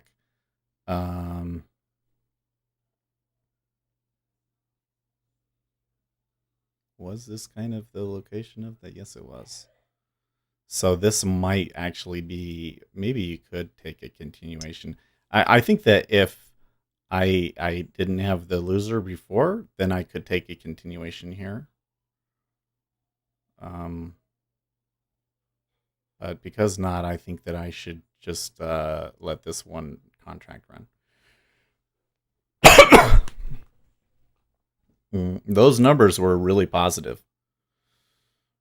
20 versus -5 estimate, and there was a high estimate was 8, and it was above that. So manufacturing, very positive, and that was one of the things that was really negative in December that people were really concerned about. That looks like that's not an issue, and consumer confidence is still very high.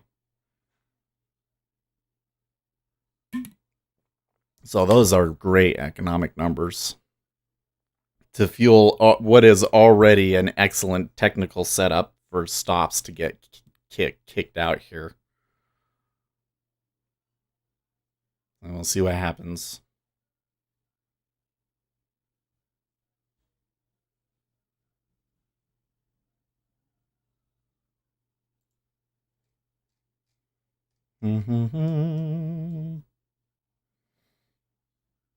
Gary Rich says lol when you start from a low base it not that hard lol.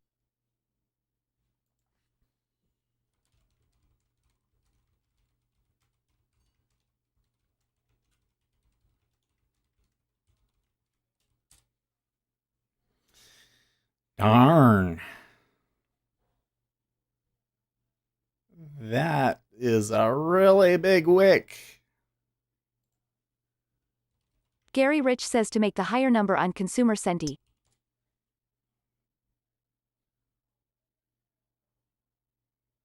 When you start from a low base, it's not that hard. Yeah, but we're like levels over 100. Like, these are like historically high consumer confidence numbers. Isn't it? Like, let's go like here. Forex Factory. Okay. Consumer confidence. Oh, let's refresh the page first. Consumer confidence. Oh, it won't give me the graph of it. Yeah, okay, whatever. Never mind. Never mind.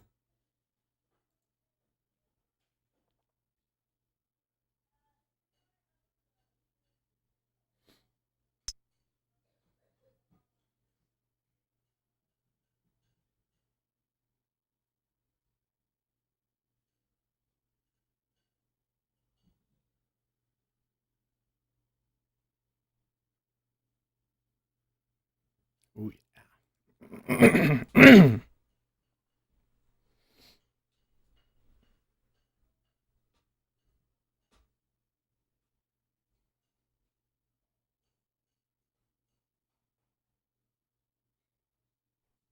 Live action says consumer confidence if all is 100% what is 131%? Yeah, that's a good question. I don't know how the number works. Let's see if they give us any. It's a level of composite index. So I'm not quite sure what that means, to be honest. Does that mean though that the number can be negative? I guess. Gary Rich says 30% more fools lol.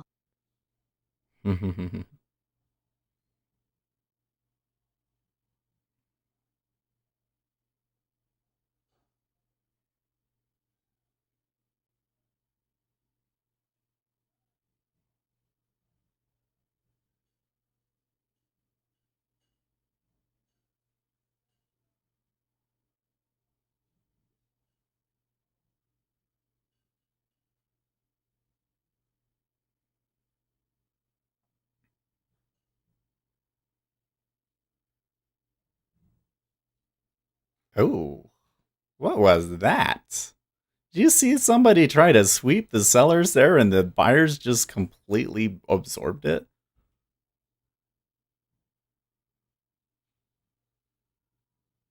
It looks like the seller pushed again and then pushed it back down, but man.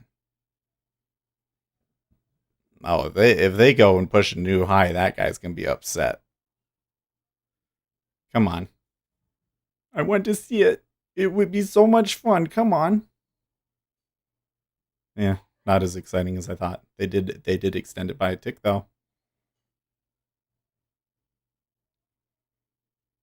Ah, there we go. Oh, guys, wasn't that so satisfying to watch? That is order flow in action for you right there. Somebody tried shorting the high and then the buyers came and stopped him out. Beautiful stuff. Gary Rich says oh they clipping YM5 PTS at a clip like picking boogers from a dead man. Well, I feel really good. I should be okay. So let's move this. Okay.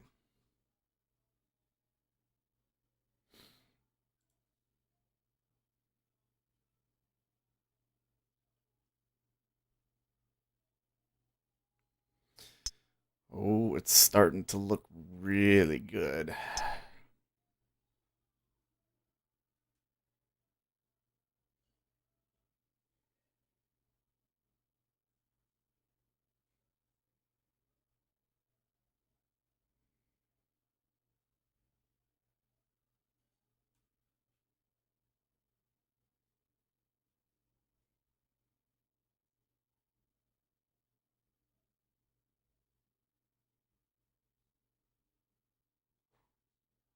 Gary Rich says let's run YM Daddy needs a new hip replacement. Daddy needs a new hip replacement. What? Gary, how old are you? I was talking to Gary the other day, and it sounded like he had been at this for a long time. So I'm guessing he's probably over 40, if not over 50 or 60. He was talking about retiring. Uzi Knesset says spoken like a Vegas vet lol.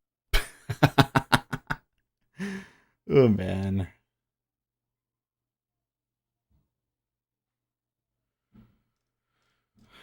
Okay, so I'm looking at this. Gary and I'm Rich like, says where does 350 in dog years. 94. Do you think we could get 94 today? That would be a little bit too far.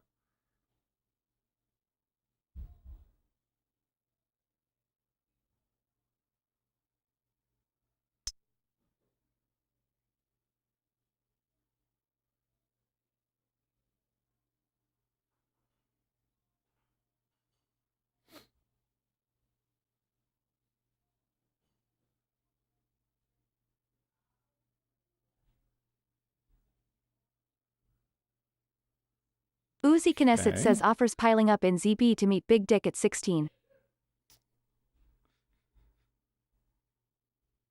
I should have, because we're so focused here in the treasury trade, but we absolutely did get a signal, right? So we were saying we needed to see more volume. Gary Rich says at Uzi I like the craps tables in Vegas. We could have taken frankly, we could have shorted 21. So we could have shorted 23 half and so on and so forth. Man, this is turning into an amazing move in the E-mini, isn't it? Live Action says what looked like was going to be a tinky day turning out not so bad. Yeah.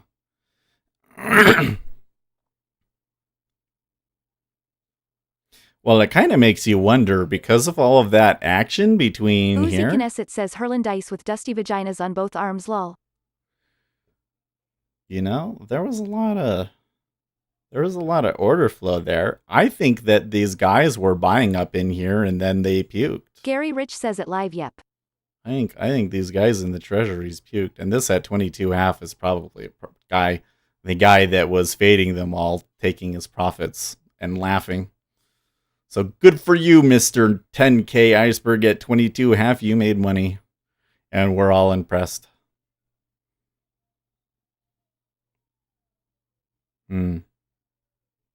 No way, though, when we saw that order flow up there, no way that could know that it would turn out this way. It's a real battle. Each trade feels like a gamble.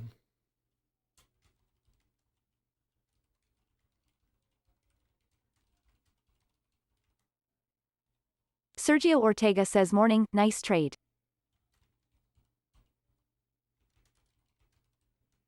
Gary Rich says at Uzi make on tables give back at the pole, both crappy but fun, lol. Man, how far is this going to go? Okay, so we're still not... ICE have 3270. Live Action says at Gary Rich I have the best craps story. My friend was down to his last 100 in poker game and turned it into 130,000 on craps table. True story. So if we get above 30... So Gary there's Rich says, holy 3266. 3266 was Algo Lover's spot, and you can see they bounced right off of it. But 3270 was the open of the week. So if we get above the weekly open, then we have some real time frame continuity that could push us. And that's at the point that we could maybe fill that gap. That would be a monster rally if we fill that gap, all things considered. That would be a monster rally. Holy crap. I'm just looking at it. Because that's to 80. And then there's a point of control at 94. 3294. So they might not be able to get that far today, though. They always surprise me, though.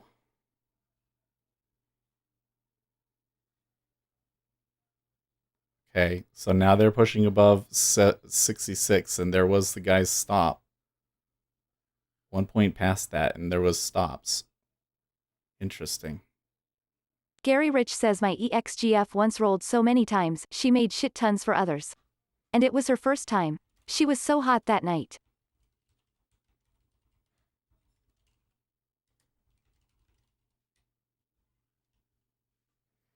Time Fran. I wrote Time Fran.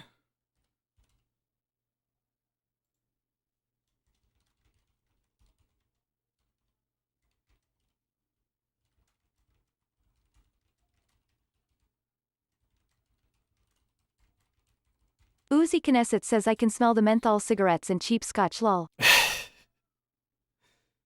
Oh, man. Live Action says his method he told me was when he was up 50k he said let it ride he told himself all I can lose is $100.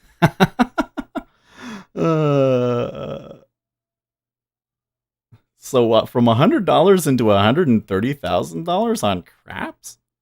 How do you do that? You know what? So I've been told that craps is like your best probability. You versus the casino, that it's your best probability. And so I was like, okay, let's see, how do you win at craps? Where's the thing? And so I start reading the rules for it, and I'm like, this is so confusing. It is so confusing. Gary Rich says awesome gambling method, great thinking. Live Action says yes. Drown says it has a potential for a trend day. It does. I'm thinking that I might have to have somebody watch this trade for us, guys. This could get interesting.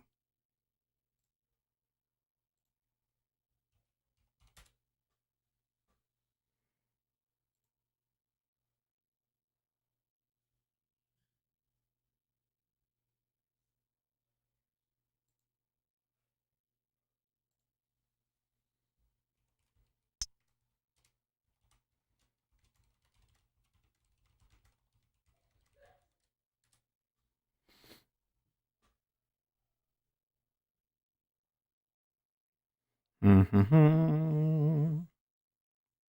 I'm sitting here and trying to figure out, like, what are the chances that they actually do get to 94? Luis Alarid says I blew the stick man's mind with my craps system. It's such a confusing game. I'll tell you what, I'll go. I'll read about craps again today and see if I can understand. I'm sure they would make more sense when you're playing it, but when I read about it on Wikipedia, I'm like, this is such a confusing game.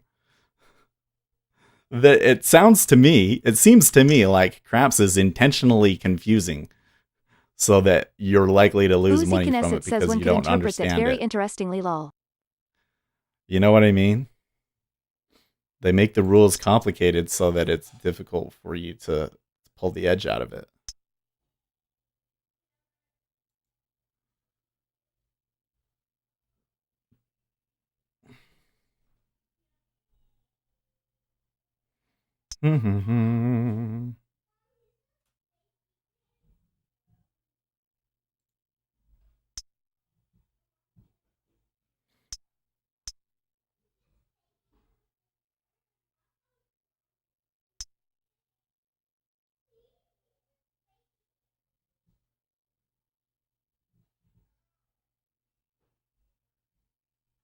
Uzi Knesset says Thar she blows. There she blows. Oh, the low of the day. Gary Rich says we blew off 400 points on YM, up 154. Now daddy can make his payments on the new hip, lol. Well, they still haven't touched 70. 70.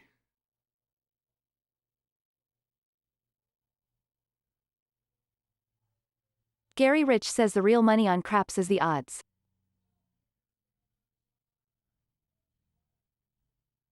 Hmm. Yeah, but you have to play it correctly, right? You have to understand when to do which one.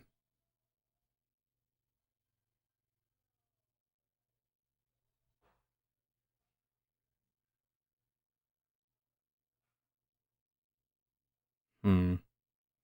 Okay, so there's a little bit of profit taking at 66 there. And you can see them kind of battling it out. Luis Alarid says he said he has never seen anyone make any money on the table in all his 20 years working on the craps table when I played my system. Really? Wait, who is he? Kaka Silva says Bitcoin. Bitcoin moving up still? Oh, they came back a little bit, but still, them getting over 9,000 in Bitcoin was very impressive to me. Very impressive. I'm a little concerned because they're awfully high and close to like crash imminent levels, but there could still be a little bit left in it. I don't know. It's interesting to me because there's no reason for it to be moving, you know? At least no reason for it to be moving that I'm aware of.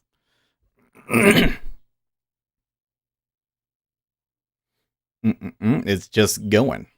In fact, I'm surprised a little bit too because this is usually not a good time of year for Bitcoin. Like Chinese New Year up until like May is usually sell time. Kaka Silva says, do you own some? Nope. I'm sticking to my strategy.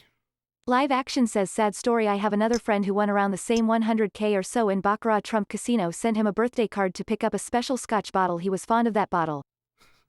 Live Action says cost him, lost all he won, empty all bank accounts, saturated credit cards, he ended up losing his wife, his house and family disowned him.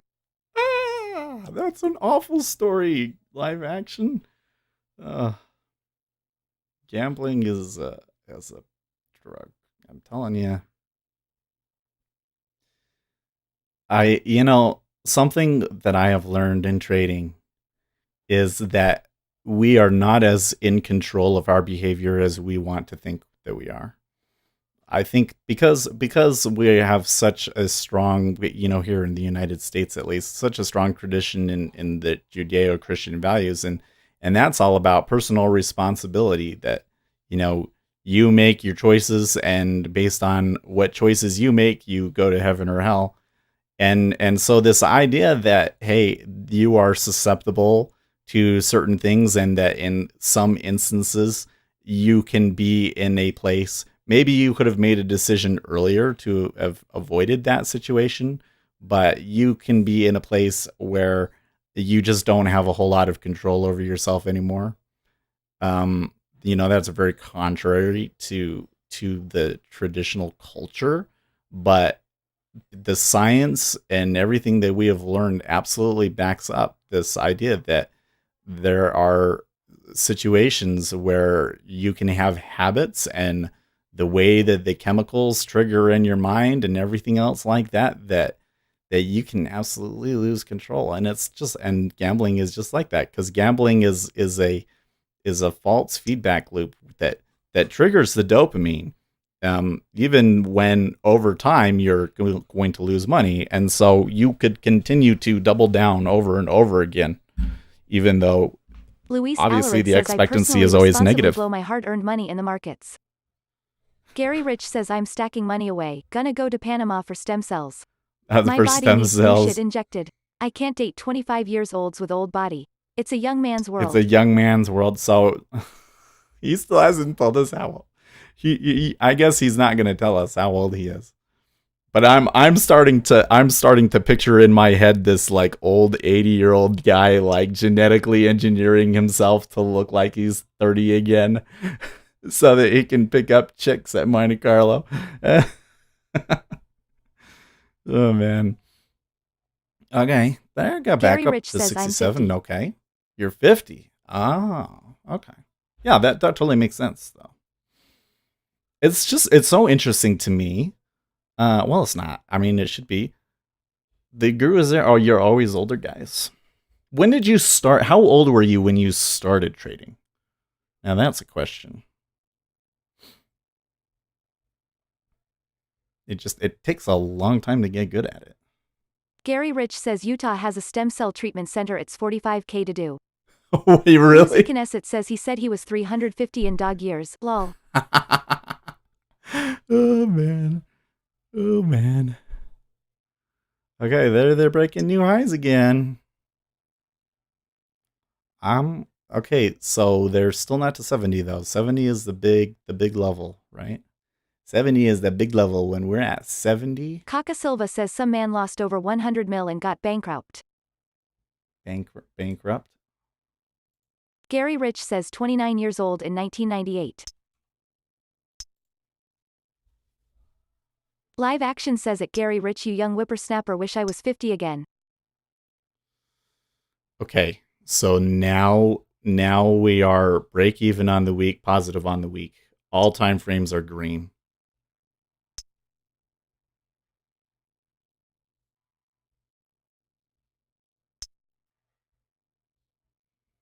All time frames are green. And there was definitely some stop outs on the 70, and now that it's come back, there's absorption. So that this is a trade that I think you could take at 32.70, really tight stop. If it doesn't continue up through here, then you just take it off. I could potentially add on to this, but I think I'm okay to just let this run. We've got such a great setup here. 85 is the next stop.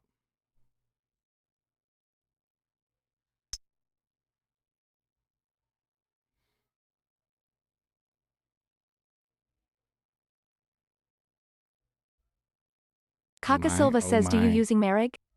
Gary Rich says at Live, I bet we can trade war stories in the markets. Yeah, I bet.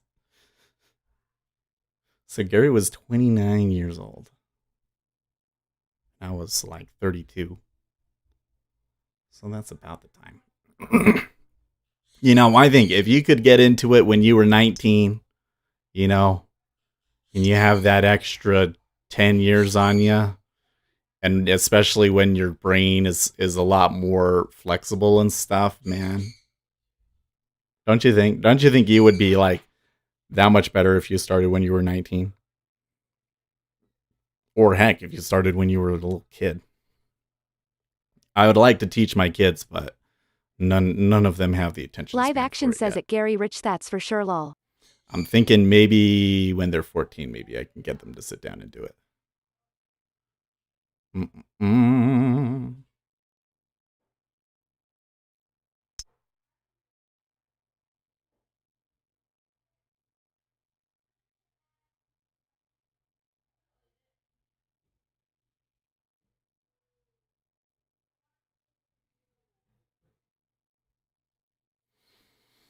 Hmm.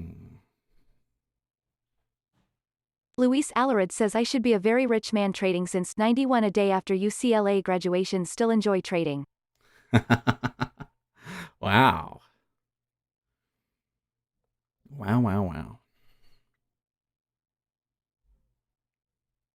This is the other thing that I think is so great about the stream is that, YouTube does recommend it, and obviously I recommended the stream to you guys all at one point or another, but it's Gary Rich never says it had these gone. tools and software back then, I'd be on an island counting cloud animals. It's never gone viral or anything like that. It's, for the most part, I think it's been like you guys knew exactly what you were looking for, and this is just happens to be like literally the only place out there that they were showing it. And so we attract all of these guys that are like just amazing traders. Because I don't think it's anything special. I don't, maybe I'm wrong, but I don't feel like that there's anything. I'm not a super great trader, at least not yet. I certainly have my troubles. I don't think that I'm particularly interesting or anything like that. It's just we're doing the right thing. And I'm just so lucky that so many good traders have found it and helped out and helped make me better. So I'm definitely a better trader because of the stream. It's always been like some people have asked Kaka me, Silva says can man make robot that is selling and buying.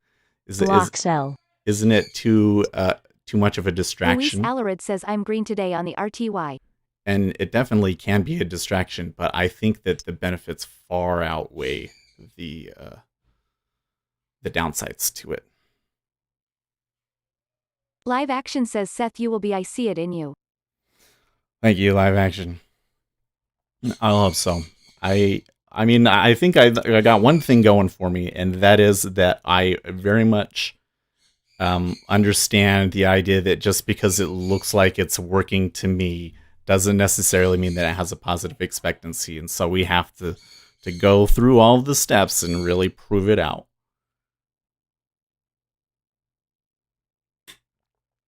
Mm-mm. Uzi Knesset says I'm done.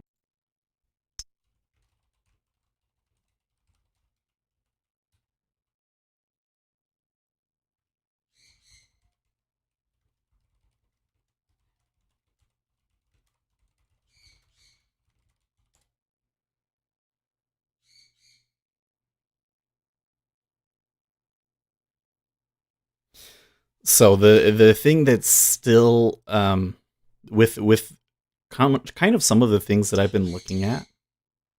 So first of all, can I let me try and explain why I got in. Um, First of all, I had a fundamental bias going into today that they were perhaps oversold. Okay. When we came in and we Live opened, action says you're just going through the process we all go through. I was expecting when once we started getting over this purple line here, I was thinking long. When we Uzi Knesset says close ZB short X2 at 62, 26 at 61, 12. when we got over this line that Gary Rich gave us, I started looking long. But then Uzi also Knesset says sorry 61, 26. I saw the time frame continuity. I said, well, if they're going to come back, then we're going to go green on the hour and the day, and then we could shoot for the week, and that's what Uzi we did. Knesset says my bad, don't get too excited, typo lol. And then the split side of it was that I could see the cumulative delta building, even though they sold it there on the open. So a lot of things kind of all coming together in just a perfect storm, I think, and that's why I took it. So now I'm looking at this, and at 3270 is where we go positive on the week, and I'm seeing a ton of volume and flurry of activity around there. There was a little bit more at 71 than there was 70, but overall they're kind of going in. This might just be a pullback. I don't know. As the market rises, Kaka bonds Silva drop. says why don't you swing trade? Luis Alarid says as the market have the rise the time. bonds drop. If I could sit and babysit it all day, maybe I would. I probably need to put a little bit more money in the account too, but I could totally swing it.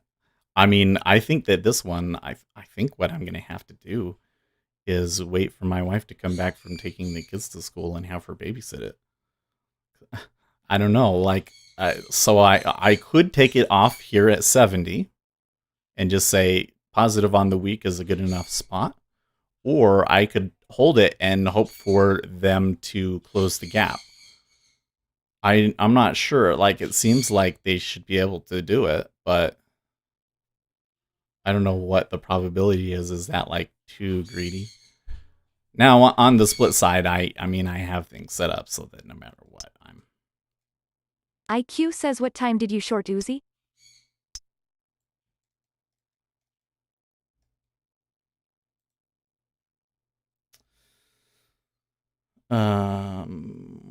Uzi shorted at 12. Oh, really? Well, because I was in my E-mini trade, I feel bad because I really want to test this setup that I have in treasuries, and it looks really promising. But because I had that set up in the E-mini, I've just been focused on that. But I believe that I should have been going short around 21. I believe that I could have gone short around 21 in the treasuries. Man, look at the way they're pushing and the absorption on the bids and everything. 17 was a previous day's low in the treasuries. So once they start getting below that, man, does this turn into like a true a trend day in the treasuries? Ooh. There's this point of control all the way back here at 606. But 11 half Uzi 11 Knesset half. says no, I shorted the downside break at 9:55 of the IB at 62.26. Oh, okay. Gary Rich says my big trader friends keep telling me 1030s and 330s they churn and burn it up and down, rotate, wash, rinse, dump they call it. Uzi Knesset says fuck 9:55. sorry 61.26 lol I keep doing that. Interesting. Uzi Knesset says wishful thinking haha. No, I totally understand how you did it. So when you Bot took says it, short move started at 27 in ZP at 9:50 Eastern time. yeah. So when you took that one, Uzi, did the news happening in 5 minutes bother you at all? Because you took that 5 Luis minutes Alarid before the says on news. the 5 meters ZN hit the 50 ma at 26. It's kind of interesting how we all kind of saw something around that time.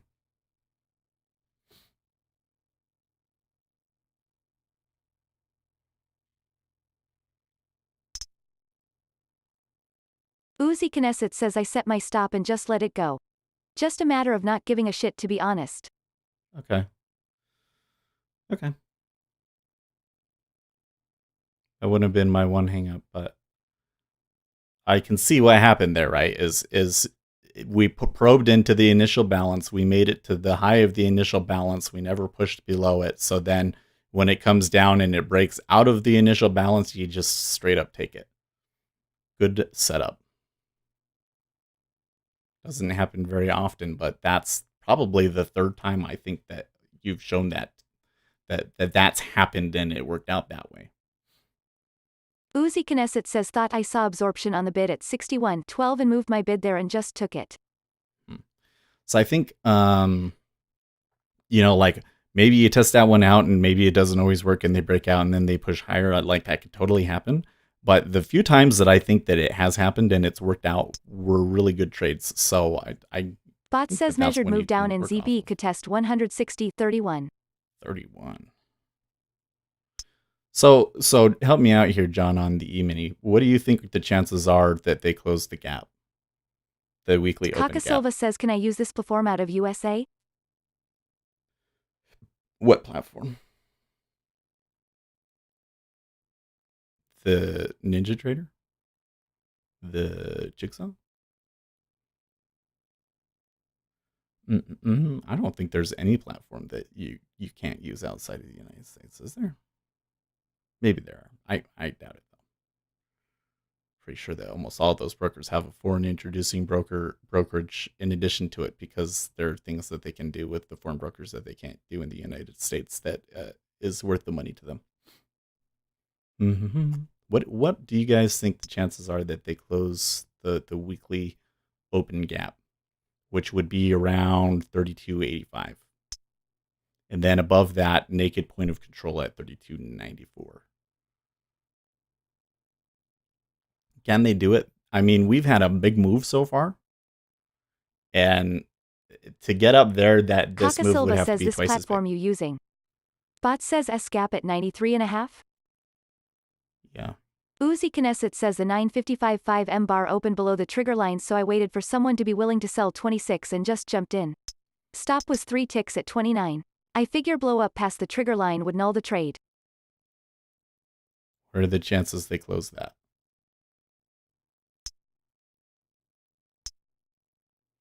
Luis Alarid says 3,303 target is doable. And then that. So I think that they're going to do this. But can they do that in one day? 33.03 target is whoa. Yeah, I mean, here's the other thing is we got such Gary a good... Rich says Seth, when we dump say 400 points on the YM, what's the chances we get back 50% of it back? This occurred in less 3 days. That's fast. Sure. No, you're right. It's reasonable. I mean, if this was this move, it would be equal to this move. In fact, that's the way we should be looking at this. Okay, hold on. That's a key level that I should be considering. If we go from here to here, oops, I need to change my drawing tools so that it snaps. Bar in price.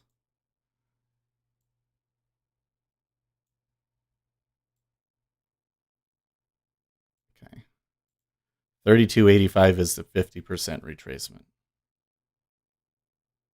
So that is Gary Rich says exactly. stiff. Bot says that's a big move when overnight has already gone 35.5 off the lows. Yeah. It is. But we are positive on the Uzi week. Knesset says I need to experiment with capitalizing on momentum by not having a limit for the trade and just trailing a stop one tick behind the trigger line as she goes.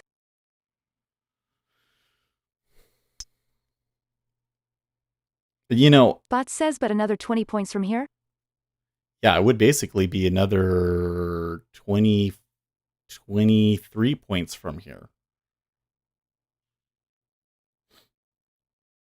Is a little... There is, by the way, there is a point of control right here also. Kaka Silva says 20 Norwegian More kroner from Kaka stops. Silva, Baby Lemon looking up to our Lemon character standing in a superhero position. Gary Rich says Sunday's move was a clear overreaction. Monday was a tug and pull. Then pow it pops. Live action says that Russell already filled that gap. Live action says Seth Russell already filled that gap. I need to watch the thing because our text-to-speech is going to die here in a second.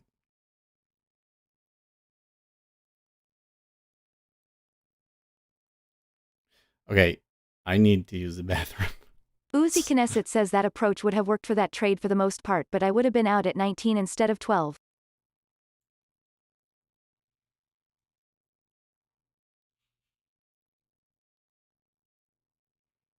Okay, I'll be right back. Dun, dun, dun, dun, dun, dun, dun, dun.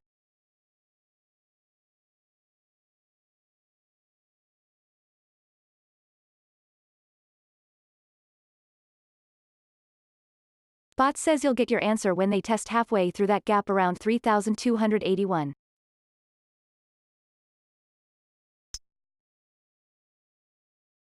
Ace Trades says potty permission granted.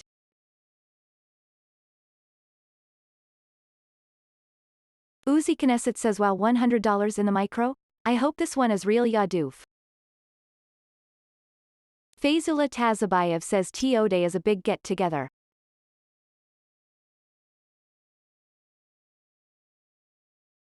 Gary Rich says I'm punching this cow for 100 points, it's out. I'm a pig, not a hog.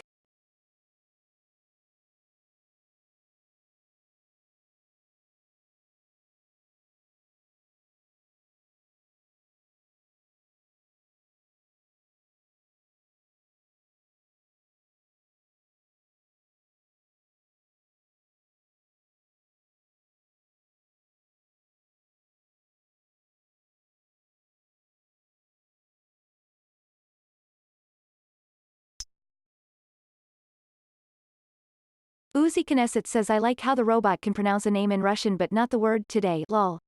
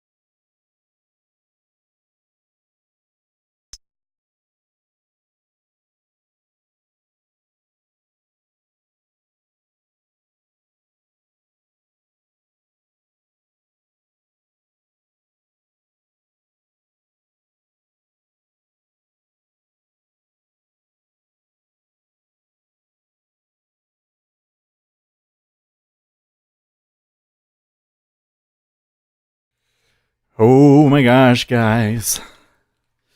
Okay, so we ran out of our text-to-speech quota here. Let me close that today. What do you guys got going? 100 in the micro. I hope this is real, you do. It is. It is, Izzy. I did take it live.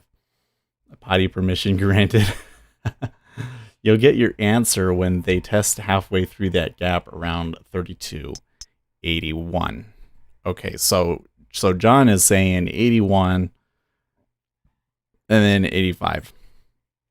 So I think what we're going to do here is we're going to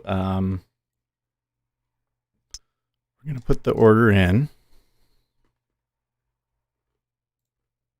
Okay. So I have my wife here. She's going to babysit it for me. She doesn't want. She thinks that she doesn't look good and that she doesn't want the camera on. You can't see her right now. It's funny. The thing is, I think is so funny is that she always looks good with that makeup. I have that pregnant lady face. No. So? I'm not. No. I'm telling you, guys. I'm telling you, the internet loves pregnant women. Everybody loves pregnant women. No, their face is puffy. Absolutely, and you can chat. John is saying a test of Monday's low, 3280.50. Okay. You don't know if we can see her or not? No. You definitely can't see her. No. What are you doing? She's hiding. See her hiding? She's like, no. Turn it off. Turn it off. She really doesn't want it. So here's the thing: is y'all gonna be like weird, but you are gonna have to talk to them, all right, Melissa? I can try, but you turn it off. Okay, here we're gonna do it. I'm gonna turn it off. Look, now there's no. Oh, we gotta move that over there. Okay. Well, how can I trust you now? Well, you can see it right here. You can see it on the screen. This is hilarious. Oh man. Turn it back the other way. What? No, what is it? Turned it off. I'm not coming up till I know for sure. How are you going to know for sure if you don't get up? That's the problem. I mean, the camera is moved over there too. So can you see the camera from where you're sitting? She's gonna pull it up. She's gonna pull up the YouTube to check and see because she's that concerned about her pregnant lady. What do we call it? Puffy face? Her puffy pregnant lady face.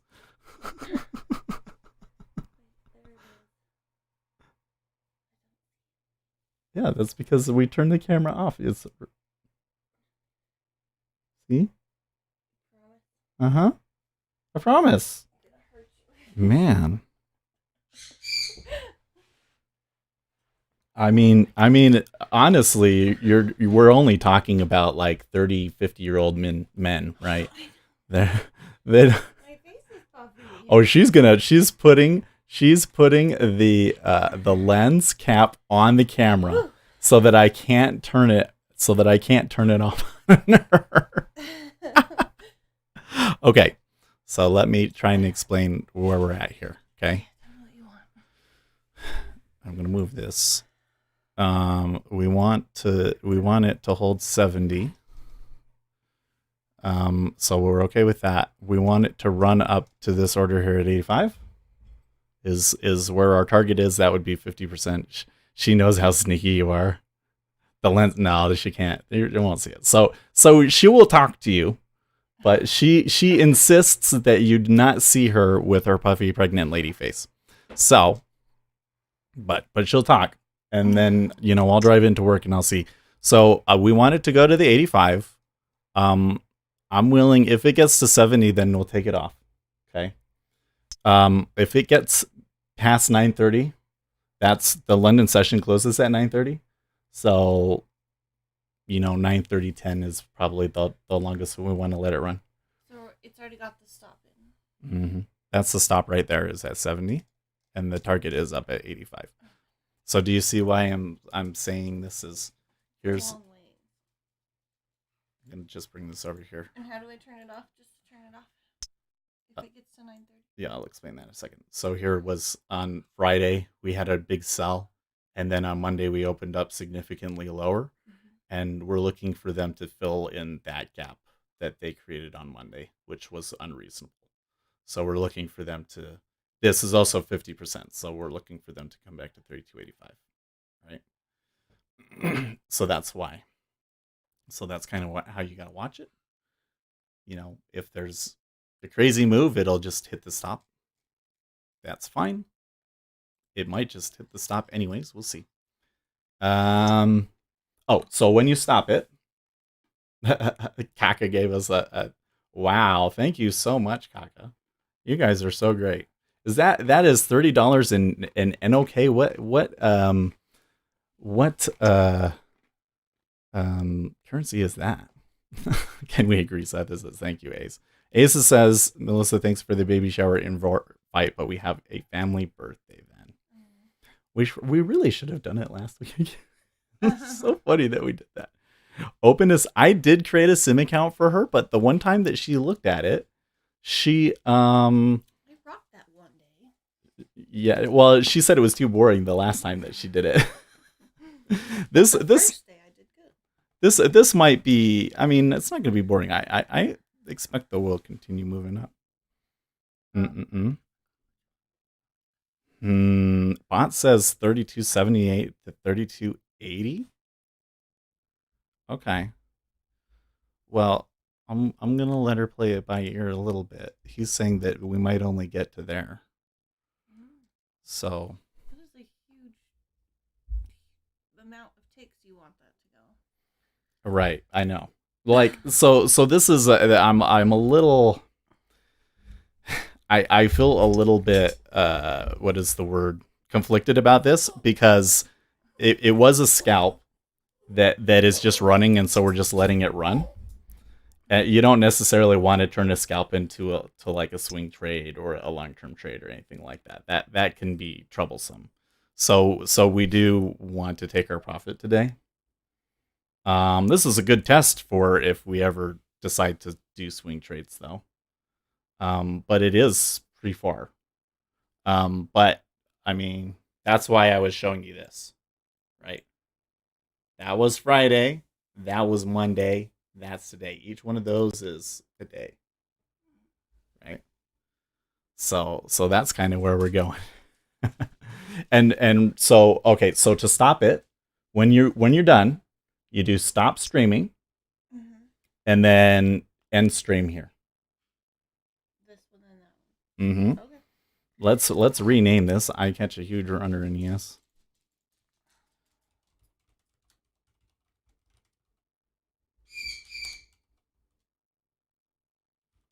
We'll just call it that. I can rename it later. And yeah, so you click stop streaming and you end stream, and these guys will be here. Especially Ace and John. I trust them; they won't mess with you. So they can explain to you how to do things. If you absolutely have to, like you need to fart or something like that, you can click this button right here.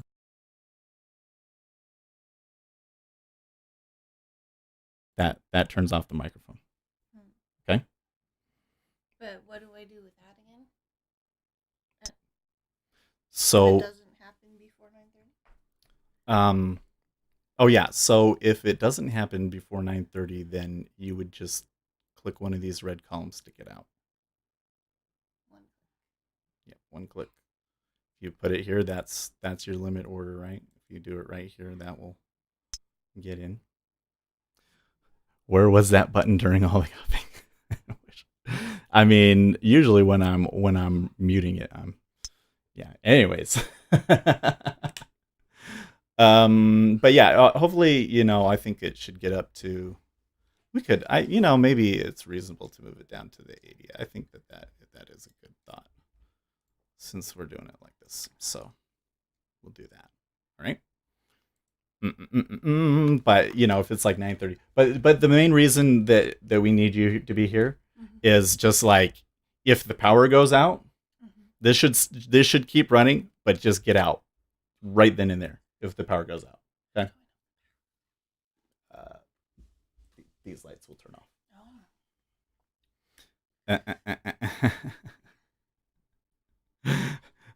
Oh, John says to share this with Gary Rich, and gave me a picture of a pig.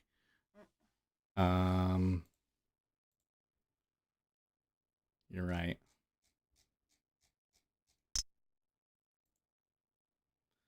Okay.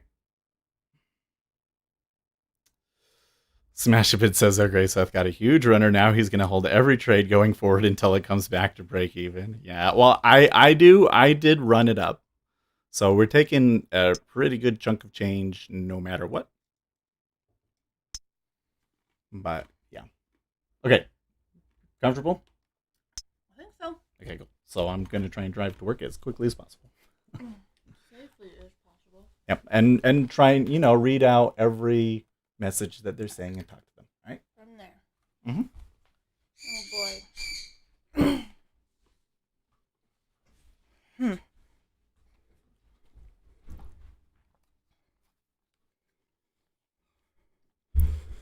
Okay, I guess we'll try not to screw this up. Just not touch the mouse.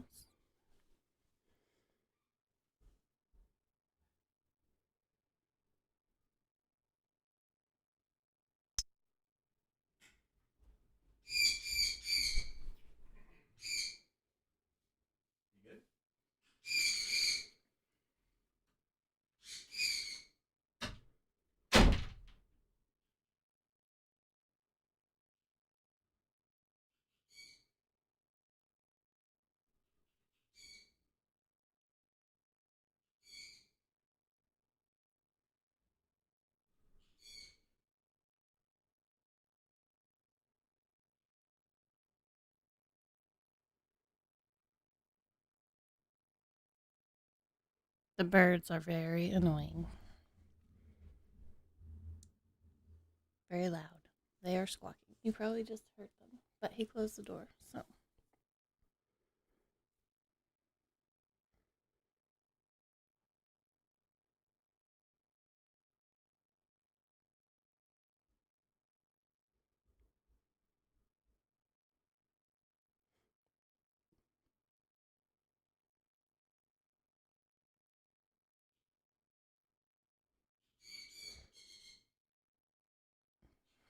Oh, I'm not going to push any buttons except for whatever the get out button is if we hit 9:30. I'm not a trader. I tried it months, it's probably like a year ago, but I did oil, I guess. And it was a good day. I mean, it was wiggling a lot, and I think I ended up like $500 in the positive, but then when I tried it again, it was just really boring, so yeah.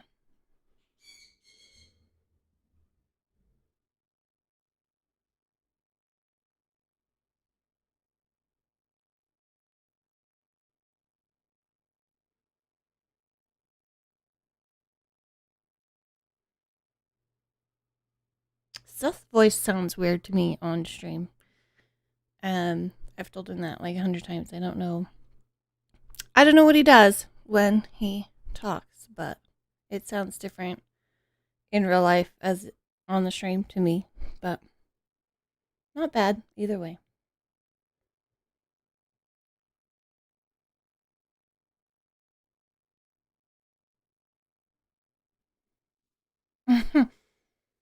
I would prefer to make $500 either at my actual job or crafting, because that's way more fun than watching little numbers change to me, but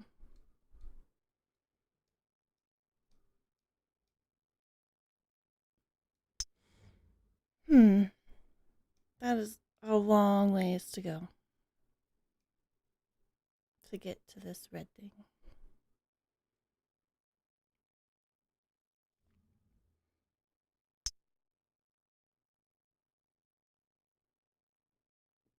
Our size.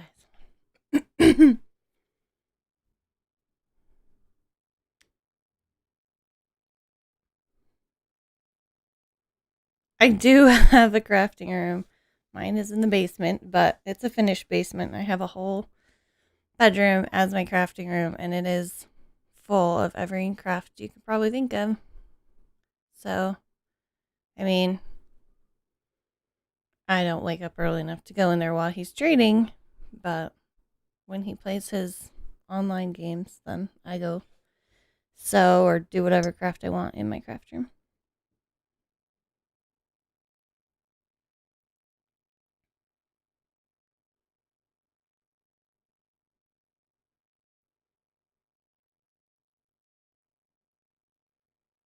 The big day, like the baby being born, he's due on the 13th. He's fortunately currently breached, so if I can't get him to flip over, want to take him a week early, but because they don't like you to try to deliver them breech these days. It takes a lot of convincing, and you have to find the right doctor, and that sounds really horrible to me. So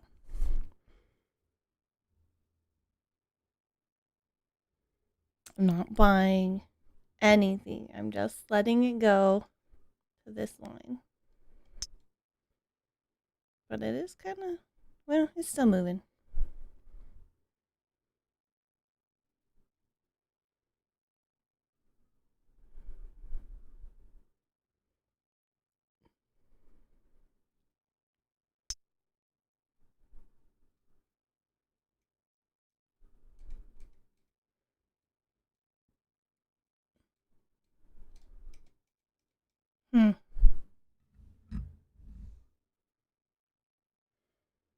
Literally all the crafts, pretty much. I do quilts. I've made the baby, like, I made all the crib bedding and sheets and some blankets for the baby. And then I've made diaper changing pad, like, liner things. And I've done jewelry. We have, like, the wood crafts, with paint and vinyl and, oh my gosh, ceramics. I did, like, pottery where you do it on a wheel. And I've done it where you buy it already. And from a mold, and you clean it off and paint it. So that's probably why my craft room is so full, because I literally like all of the different crafts. But a fancy border around a picture of your kid holding a dirty diaper. Who takes a picture of their kid holding a dirty diaper? Gross.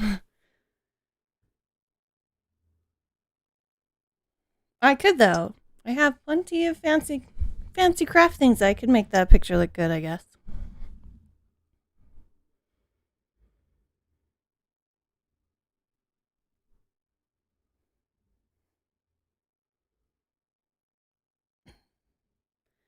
I did try scrapbooking once. I didn't get quite as into it as a lot of the people did around here. It's probably good.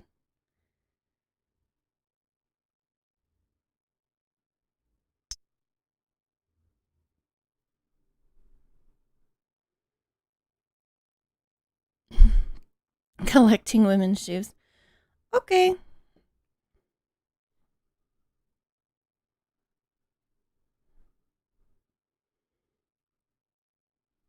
That's kind of what I do with shoes lately. I have a whole bunch in our closet, but since we moved in this house, I don't like to go upstairs to get my shoes because I don't let the kids or anyone wear shoes in the house. And so I just end up wearing the same pair that are down by the door. So I guess it's kind of like a shoe collection. They're all in their little boxes, not collecting dust.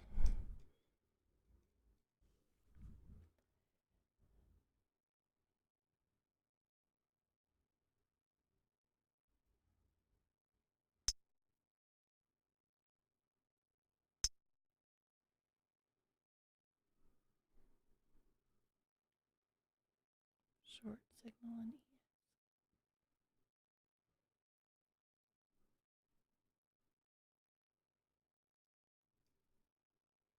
So do all of you trade? Trying to remember what these are. Man, he talks to me all the time about trading, and now I'm trying to remember all the words. Do you guys all trade multiple things like the ES and the MES and all that at the exact same time. Multitask.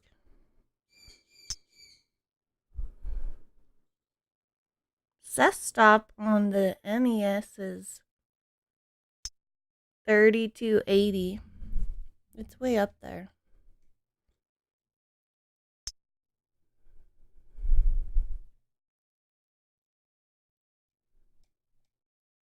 Although we're getting into 70s. Maybe it will make it.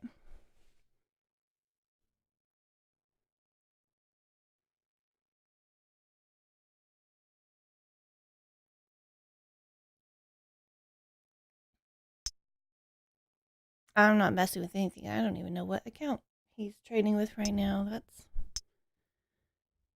a little scary.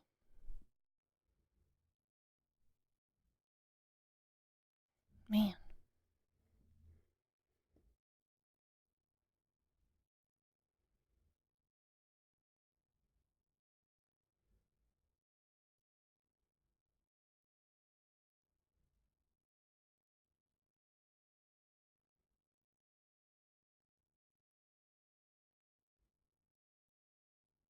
That's his profit target.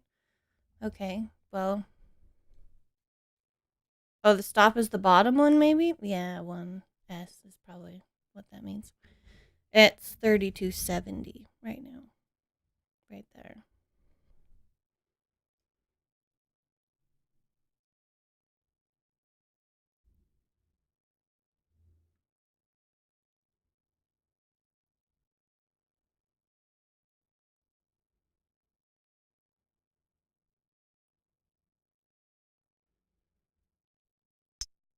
Around 30.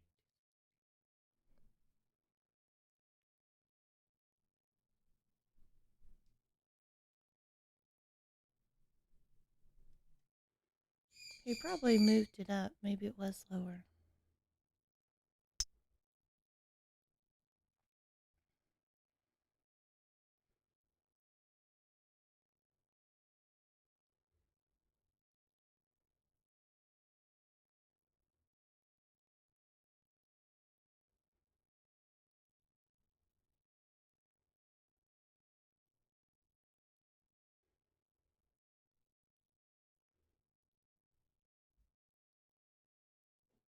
So are most of you in more Eastern time zones, or do you guys wake up at like 5:30 like Seth does every morning? Which I hate. But he loves trading, so.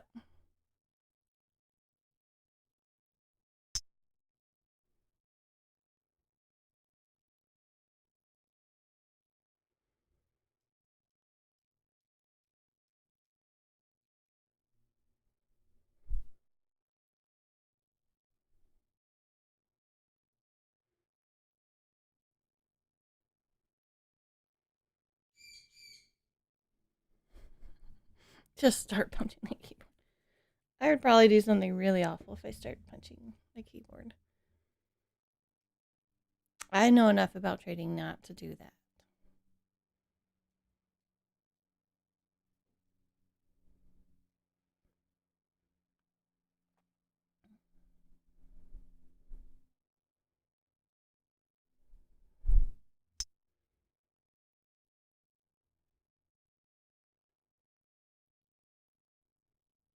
Florida and Los Angeles.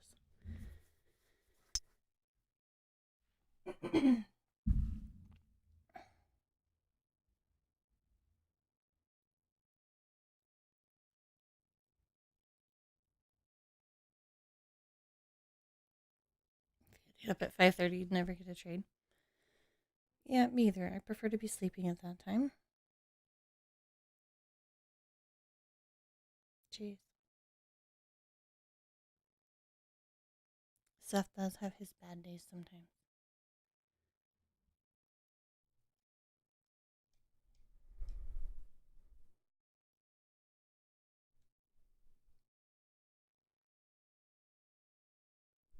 I'm pretty sure everybody has their. Oh, I did something, guys. I have no idea what that is. I have no idea how you take it off. Oh, it's his stop pedal.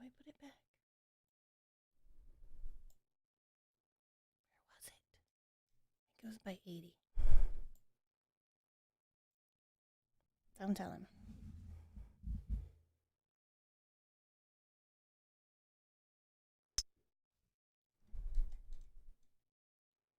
See, I can't even touch the mouse. I bumped the mouse and I moved that other red one. I think I put it back. Maybe I could go back in here and find out where it was.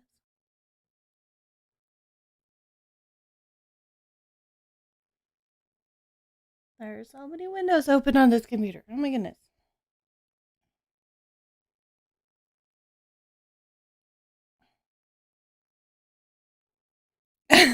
Oh, I did something. Well, I think I just moved the top by red thing, and I think I put it back where it was, so I think it's okay. I'll quit touching this mouse again. Yikes.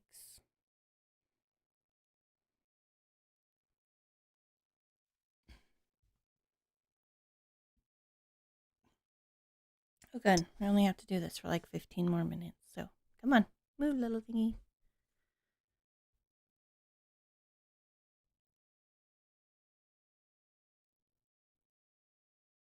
Did he say we wanted to get out before 9:30 or right at 9:30?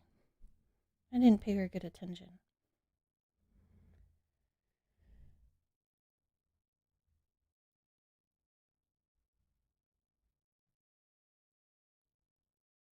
From the like an actual border collie, like a dog. That would be interesting. Sometimes so says we should use Abby's rabbit to determine things, but he hasn't done it yet.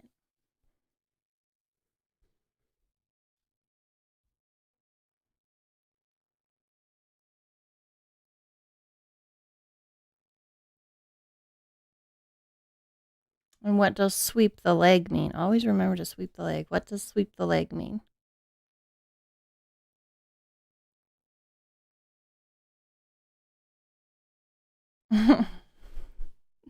Violence is not the answer, guys. If he gets mad, I just won't cook his dinner. Be like, fend for yourself then. After 9:30. Okay. It'll probably slow down. That's probably why, huh? Once it closes. He's always trying to get me to trade, but then he trades when it's all like moving and doing stuff. And he's like, okay, now that it's doing absolutely nothing, you could just stare at a boring screen all day. Why don't you try?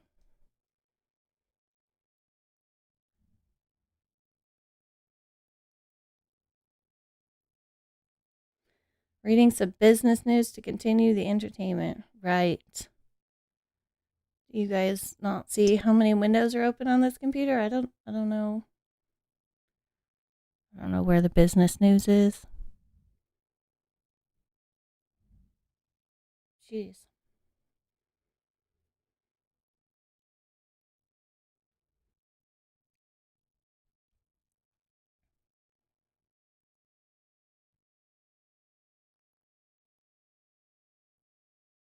Karate Kid. I did watch that as a kid. It's been a long time.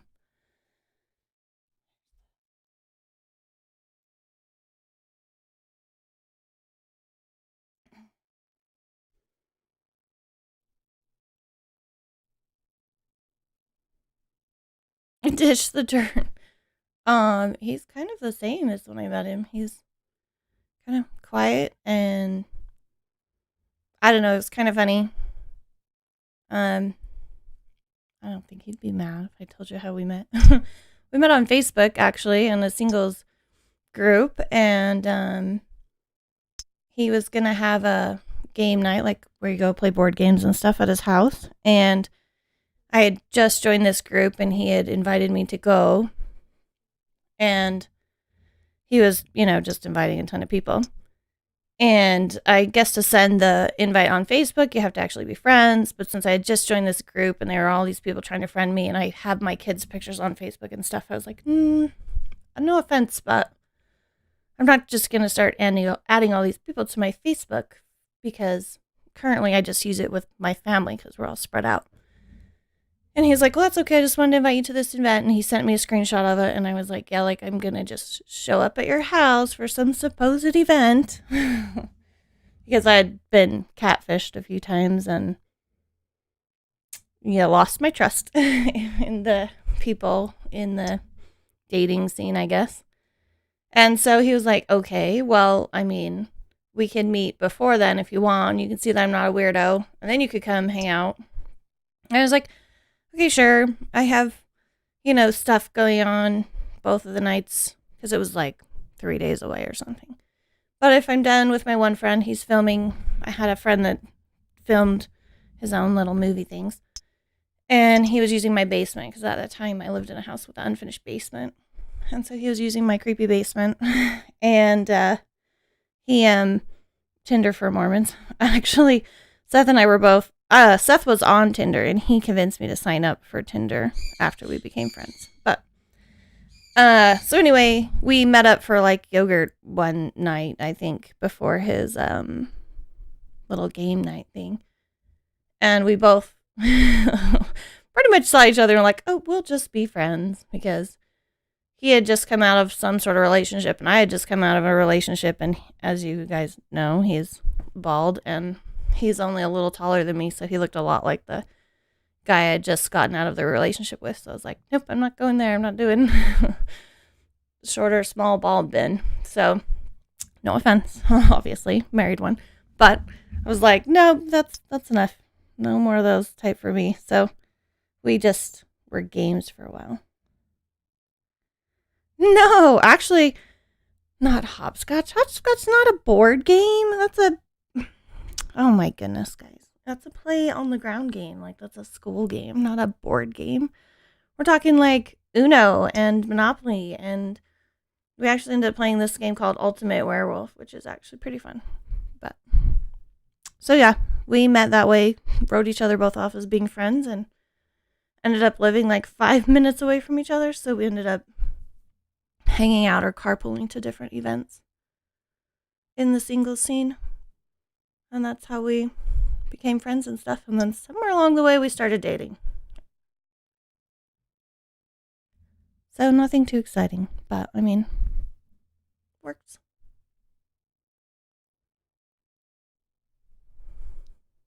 This whole time, and we've only gone up like $4. I guess we're getting closer.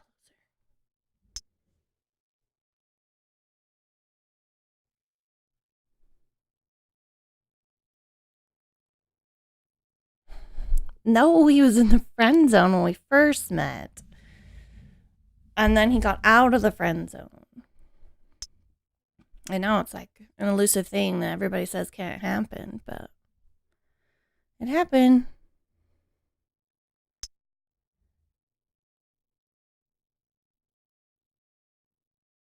First kiss story. I don't know. He might tell it differently.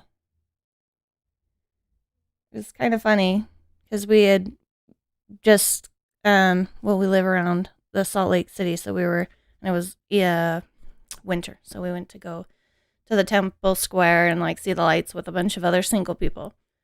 And I don't really remember. Like, we met up with a bunch of other people, and then we kind of all split off into smaller groups, and we're talking and stuff like that, walking around looking at the lights and the fountains and doing whatever. And then we ended up going back over to his house, and I don't even remember like what the whole pretense was of going back over to his house. Like, maybe we were going to watch a movie. I don't know. But while we were at Temple Square, he was telling me his theory. He has lots of theories on dating and stuff about how if a woman puts her hand on your chest, like with your palm to with their palm to your chest, that means she wants to kiss you or something. And I was like, no, that's not even accurate. Like, I just laughed at him, I was like, no, you're silly. And it's moving a little bit. And so he had told me that was his theory, and that's how you know if a girl wants to be kissed or something like that. And so at some point, I think we were watching a movie. I don't even know what it was. He said something, and I ended up touching his chest with my hand. Like, we we were flirting, but not like I was asking him to kiss me. But yeah, apparently that was the signal to him that he should kiss me. So we did. That was our first kiss. Because it was funny because I remember the second I put my hand on his chest when I was like, no, or, like being flirty with whatever he had said, like, you kind of like nudge them a little bit and be like, no, get out of here. And as soon as I put my hand on his chest, I looked at it and he looked at it. And I was like, oh, man, because I knew that's what he thought was coming.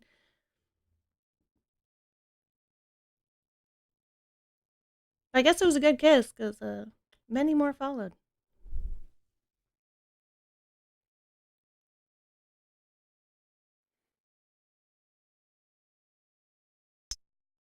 Is he a smooth talker or not?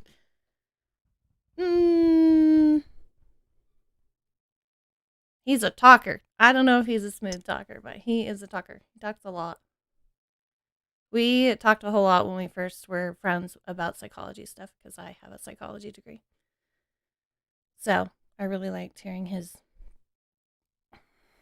opinions and theories on stuff. We used to analyze the whole dating world thing, and that's actually why I signed up for Tinder, because we would kind of run experiments on changing our profiles and see what kind of reaction we would get and all that stuff. Oh my goodness.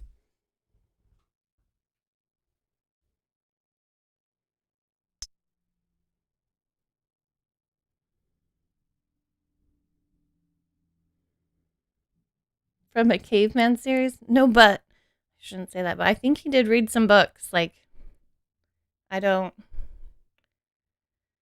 not necessarily dating books, but on like, he's very logical thinker. So I think he read, like I was saying, psychology books and stuff. So he was putting into play all the psychology stuff he read. Every time it starts moving along, I'm thinking we're going to get close, but then I look at it and it's the same numbers that we were at before. I don't know how you guys do this.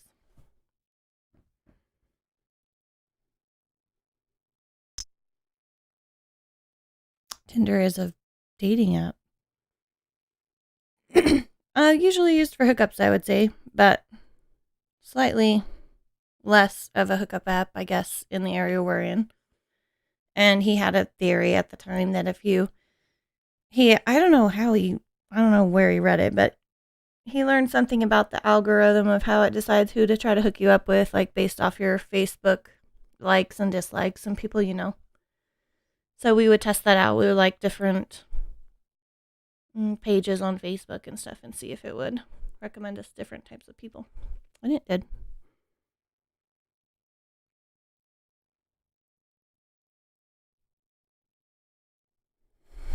Fix your twisted brain when you're 60. Yeah, I am a flight attendant, and so I don't really use my degree at work, but I do like people watching at work and using my degree there to kind of smooth over situations and stuff like that. But I try not to psychoanalyze my friends. I actually was going to go into marriage counseling until me and Seth have both been married before. We're both each other's second spouse. And so I was going to go into marriage counseling. That was my plan until I actually had to use marriage counseling. And then I was like, no, I don't want to be in people's drama that way every day, all day. It was too frustrating.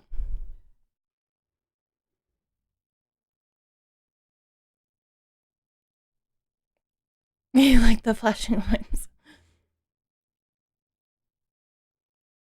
What gets me is like they really are just like little moving numbers, and he's explained to me like which ones are this people wanting to buy and sell, but I can't do all the thinking. Ooh, what did that mean?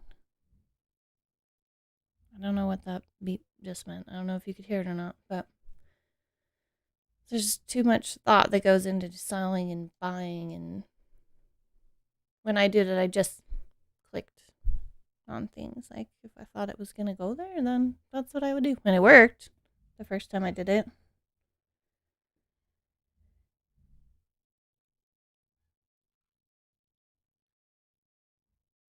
Oh, I missed something.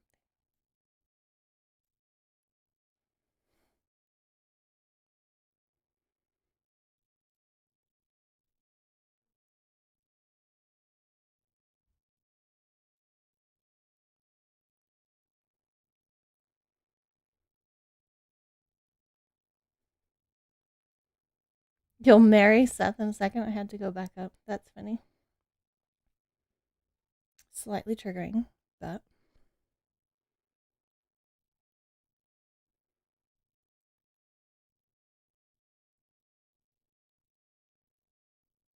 Utah sounds it is in its own way. Utah is good because you have all the outdoor stuff. You have mountains, you have lakes, snow, desert. You can do anything.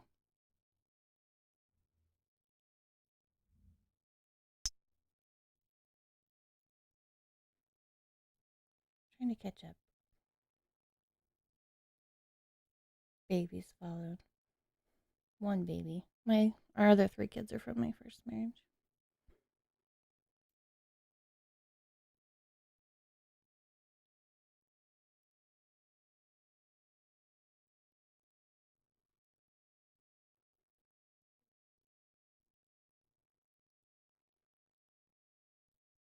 Yeah, Seth, Lewis said something about conversation is nice. Seth's always trying to get me to edit his streams, and I can't. I'm like, I can't sit there for that many hours and just watch you trade.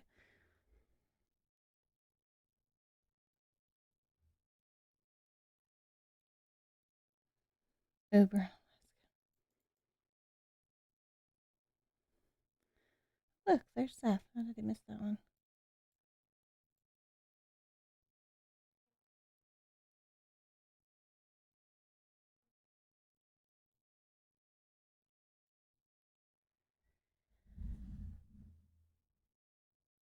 Oh, the London closed. Wait, so that means we get to be done?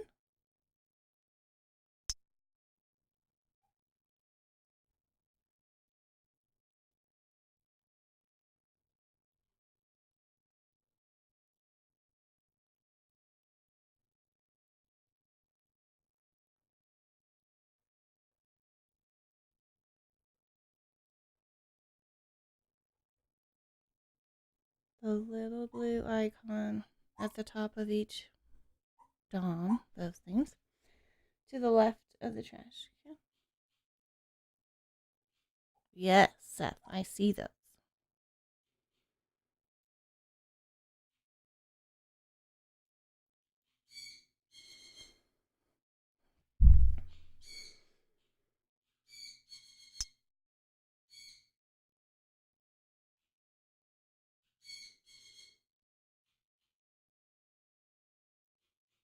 Is who obsessed with grass? I was obsessed with grass this summer, trying to get our yard finished. I never wanted grass so much in my life.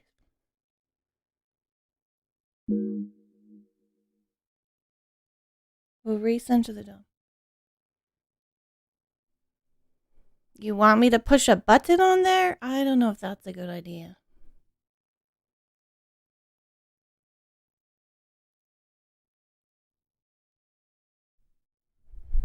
I might mess it all up again. There. Is that what you wanted? It's centered. Whew. Is Seth really scared of rats? Oh, I'm going to have to say no. He got the rat out of our window well. Is that where that comment came from? That random, something was really wrong with it. It was probably dying rat that was in our window well, and he got it out.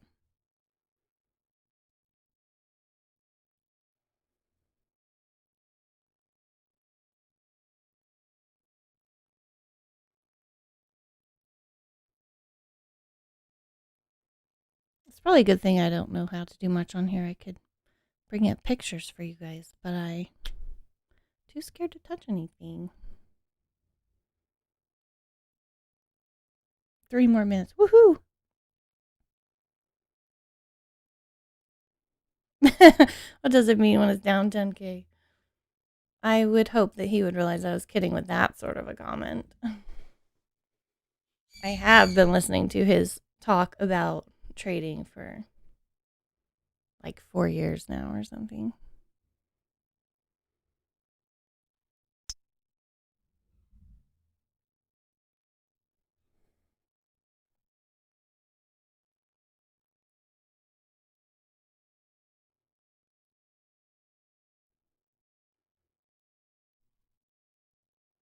Did I miss a joke? Why is he a cruel man for asking about rats?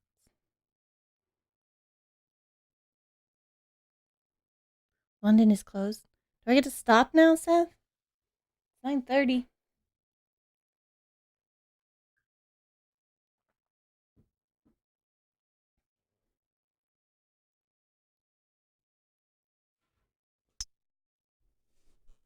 It's still wiggling a lot.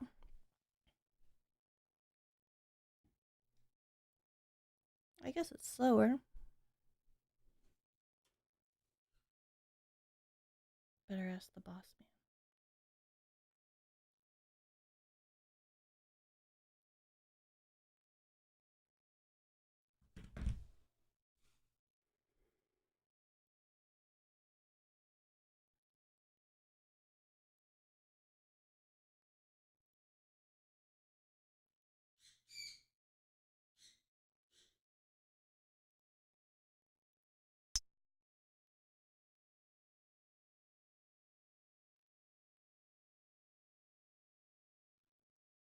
It's looking good so far. Okay, but it's 9:30. So do I get to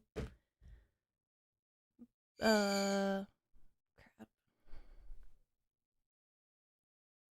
Well, click on the red side to get out.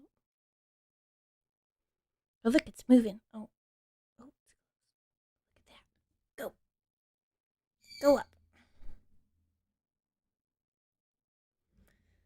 Oh, maybe.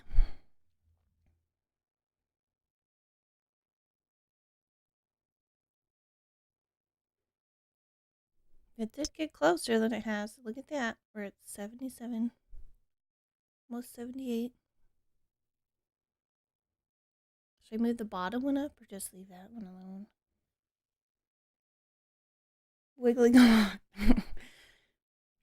I'm very professional with my terms. Very professional.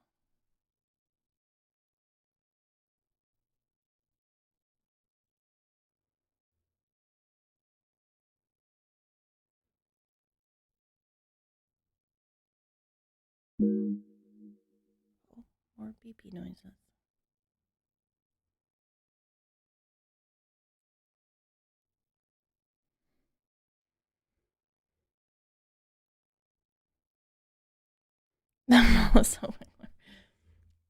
That sounds like something other than a trade indicator.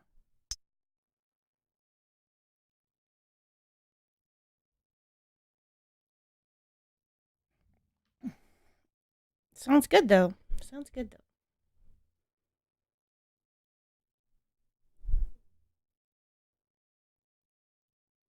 Makes more sense. Sorry, I just blew in the mic. But look, it has gone up, but I mean, we can at least see the red thing at the top now instead of when we were way down there.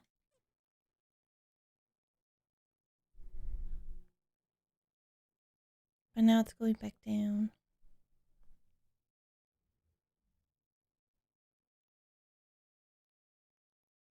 It does sound like a fishing lure.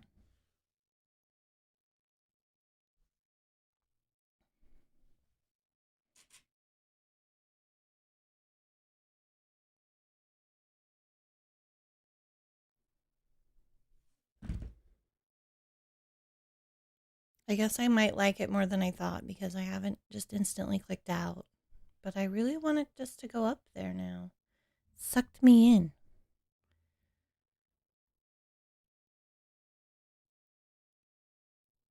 But now it's going down. Maybe I should move the bottom one up.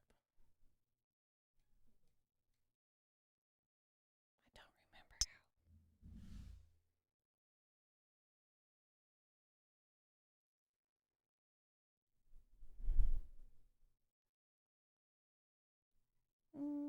sure that was English. It's coming back to 4 to 8 ticks.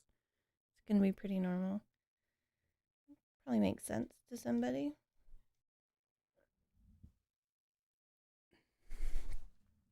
Oh, look, it's back to 77.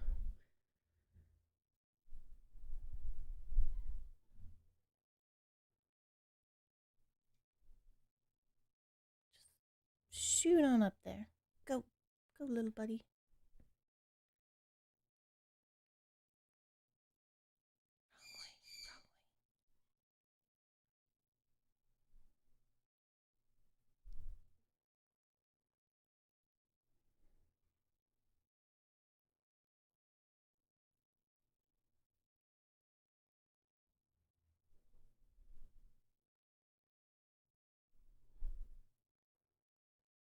Click the center. You want me to right click on the little blue lines by the trash can.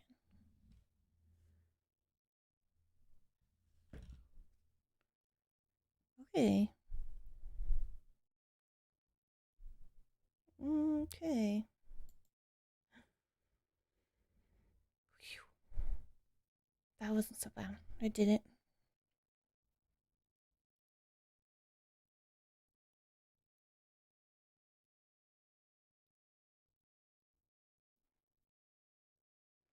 I really do know what some of these things are, I swear, when I'm not trying to stream and Seth is talking to me. I know what he's talking about, but I don't know.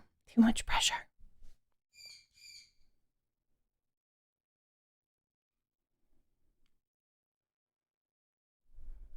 Move it up. It is way down there. Like, I feel like that would be sad if it went all the way down there before it stopped out, but what if I messed up? I think you have to like click on it and pull it up. Do I click on it and pull it up?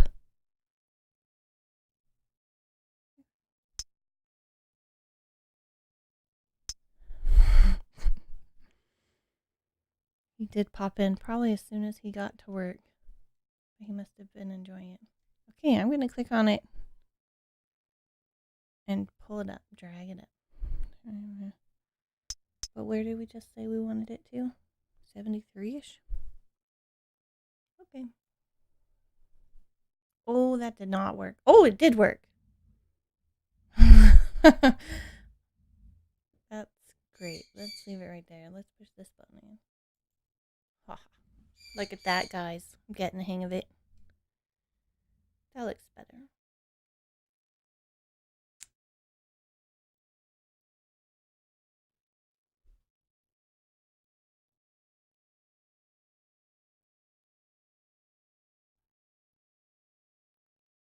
Okay, but I really do have somewhere to be, so I can't do this for too long.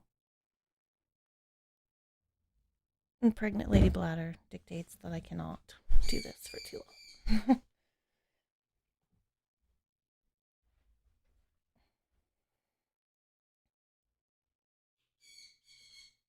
He waits for it to go all the way back to his little stop thingy instead of moving it up so he gets a better profit.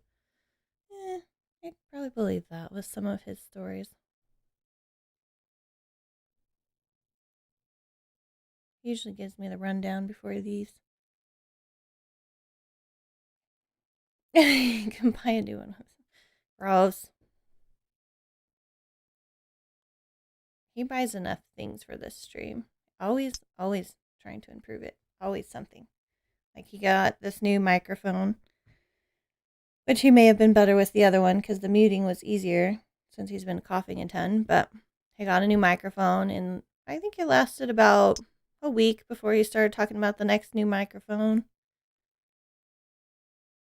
And we got all these bright lights.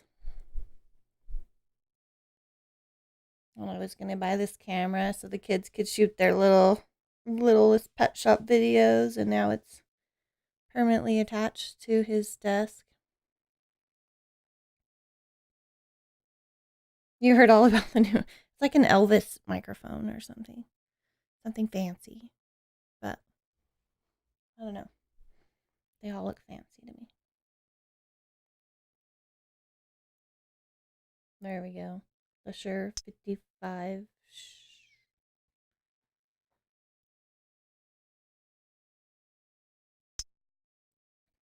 Just blame the dog. Maybe you could blame the dog. Our poor dog is getting pretty old. I think he's going to be 16. We have 2 Yorkies. And the older one is going to be like 16. And occasionally he can't run up the stairs without tinkling. So he'd probably believe it if I blamed it on the dog.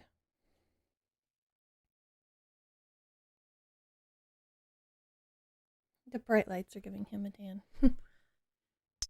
I don't think Seth can tan. We worked in our yard all summer and he did not really. Well, I guess he did a little bit, but not so much.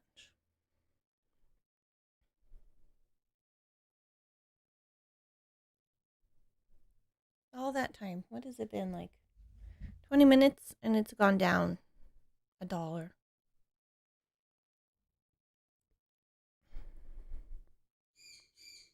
I'm not so sure that's worth $1, guys, sitting here for 20 minutes.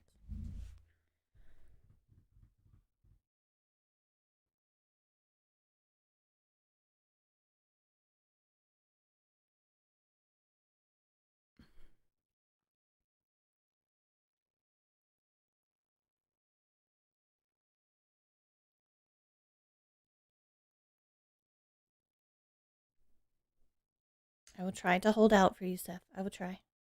But only for bragging rights. Do I get bragging rights if this is a really good trade? Oh, I think I clicked something. It was on a different screen. I think we're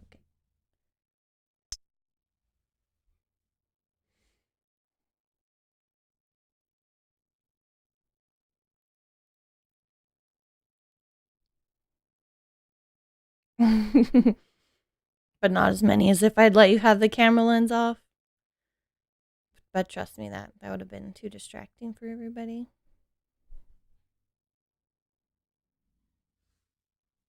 We can do that sometime after I don't have pregnant lady face anymore.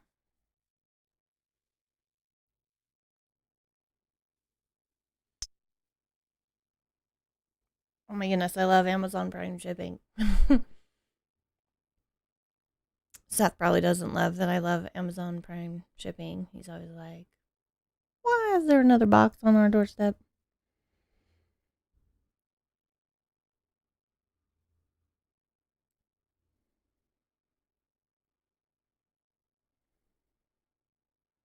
Oh my gosh, that whole time and this will only be like $115?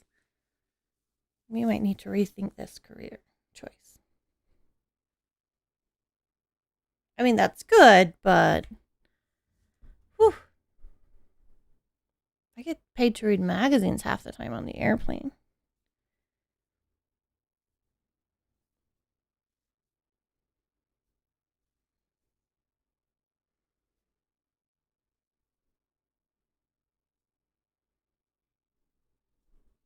We see a lot of people I think are probably actually mail order type brides on aircrafts, and they actually seem pretty happy.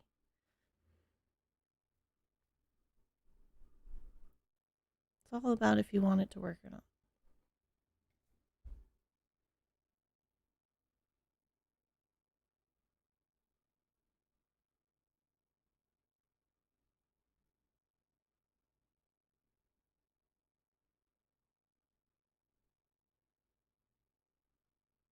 There's no red on Seth's screen for any of you guys.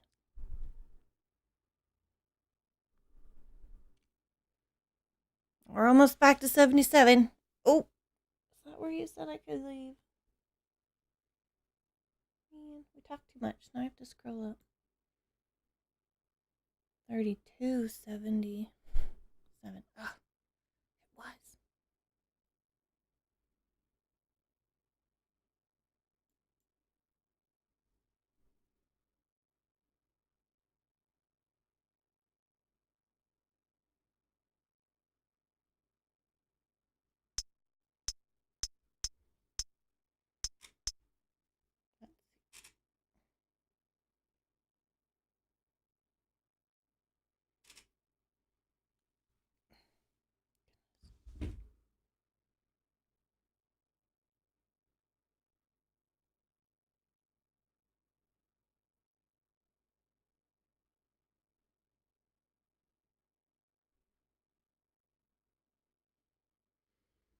Okay. Somebody posted some info there. Not sure what any of that means, but thanks.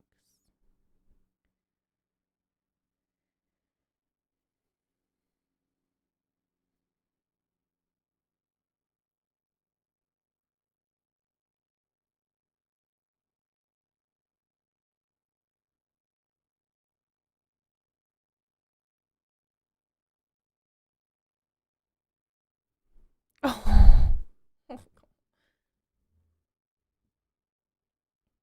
Oh, it's going the wrong way, guys. We should have clicked out. No, go the other way.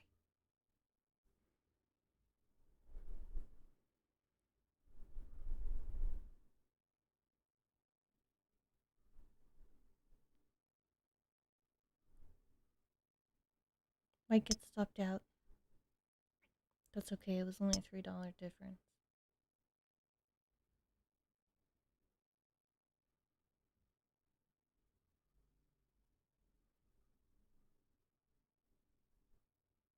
Click the orange at $3.75. Do you want me to sell it at $3.75? Wait, is that what that is? I don't remember. No, that would be. I can't remember if that's buying or selling. Okay.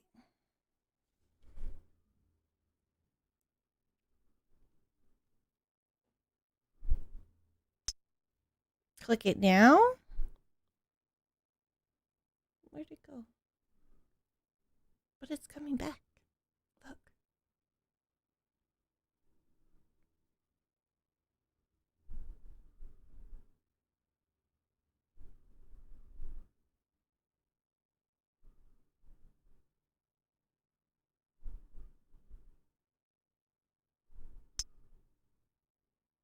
I dropped 8 ticks all at once. Was that 8? Yeah, okay. That was a lot. Oh, baby. Nice.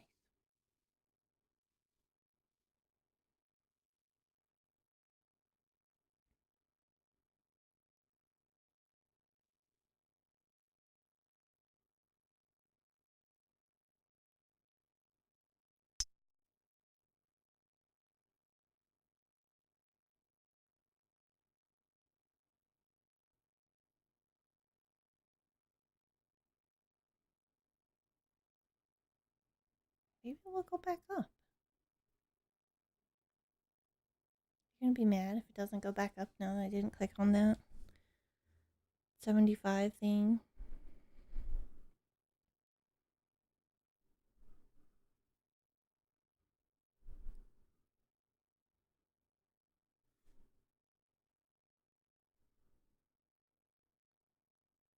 Oh, I should probably click on that, huh? Oh, maybe it'll go up. Oh, look. Oh, it's all sim. You won't lose any money. Oh, good. He didn't tell me this was his sim account. I don't even know where to look.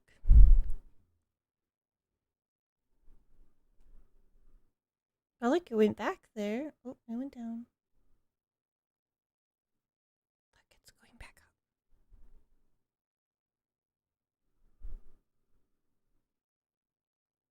Just click it.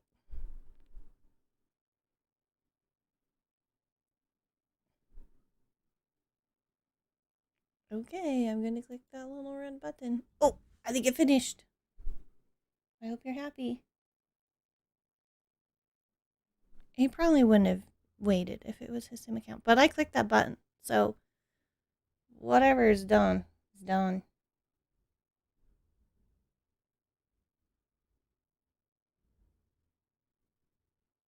It's not too far off from what he wanted. What did he want? 80? And he got 75. That's not so bad. I pay him $5 so I could go to the bathroom right now. Jeez.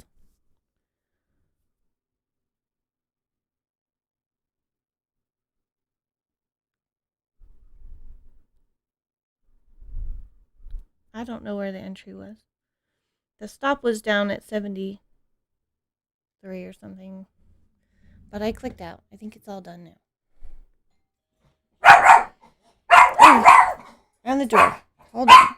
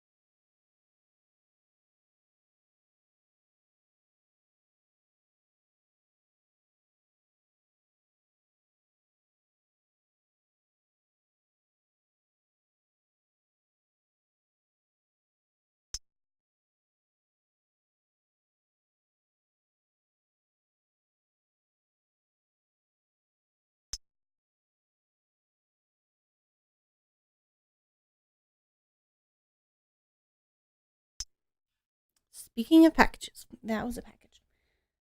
Okay, so we're all done.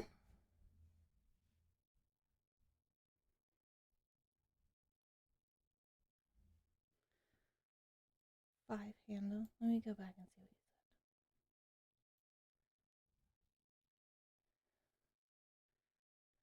said. We bought it all the way back at $32.54. Okay, yay. This little gumdrop guy kind of makes me want those candies. What are those called? Gummy drops? I don't know.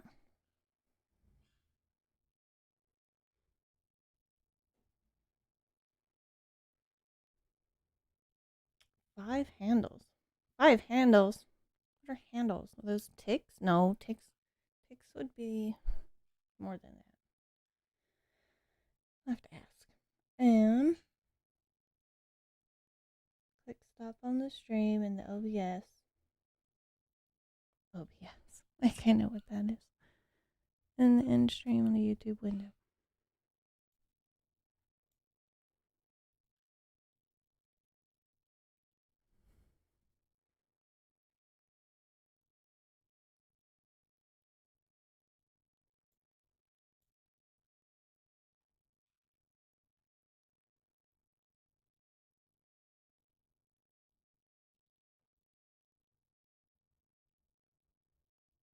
Oh, I did great. Thanks. I clicked a few buttons and didn't screw it up.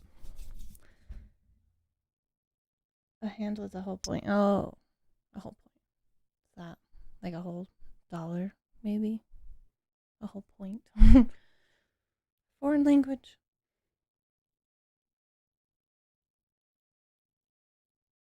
Oh, okay.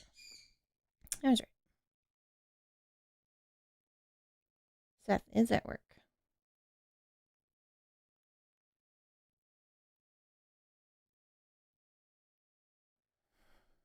Yes, Seth is commenting as himself.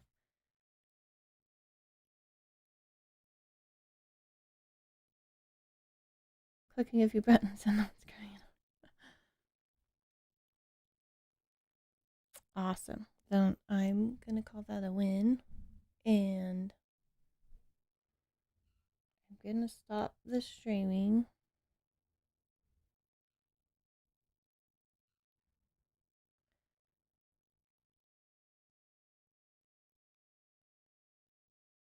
But I think if I hit stop streaming, that closes this little window, so.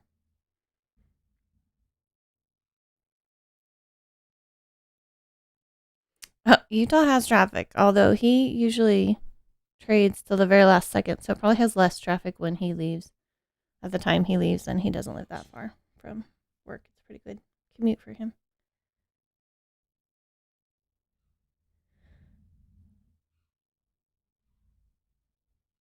We have chickens. We have 6 chickens.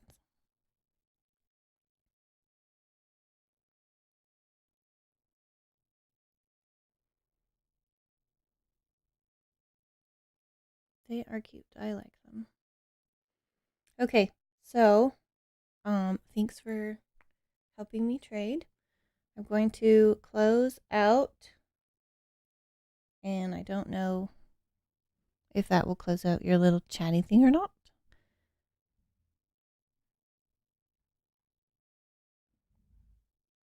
So here we go.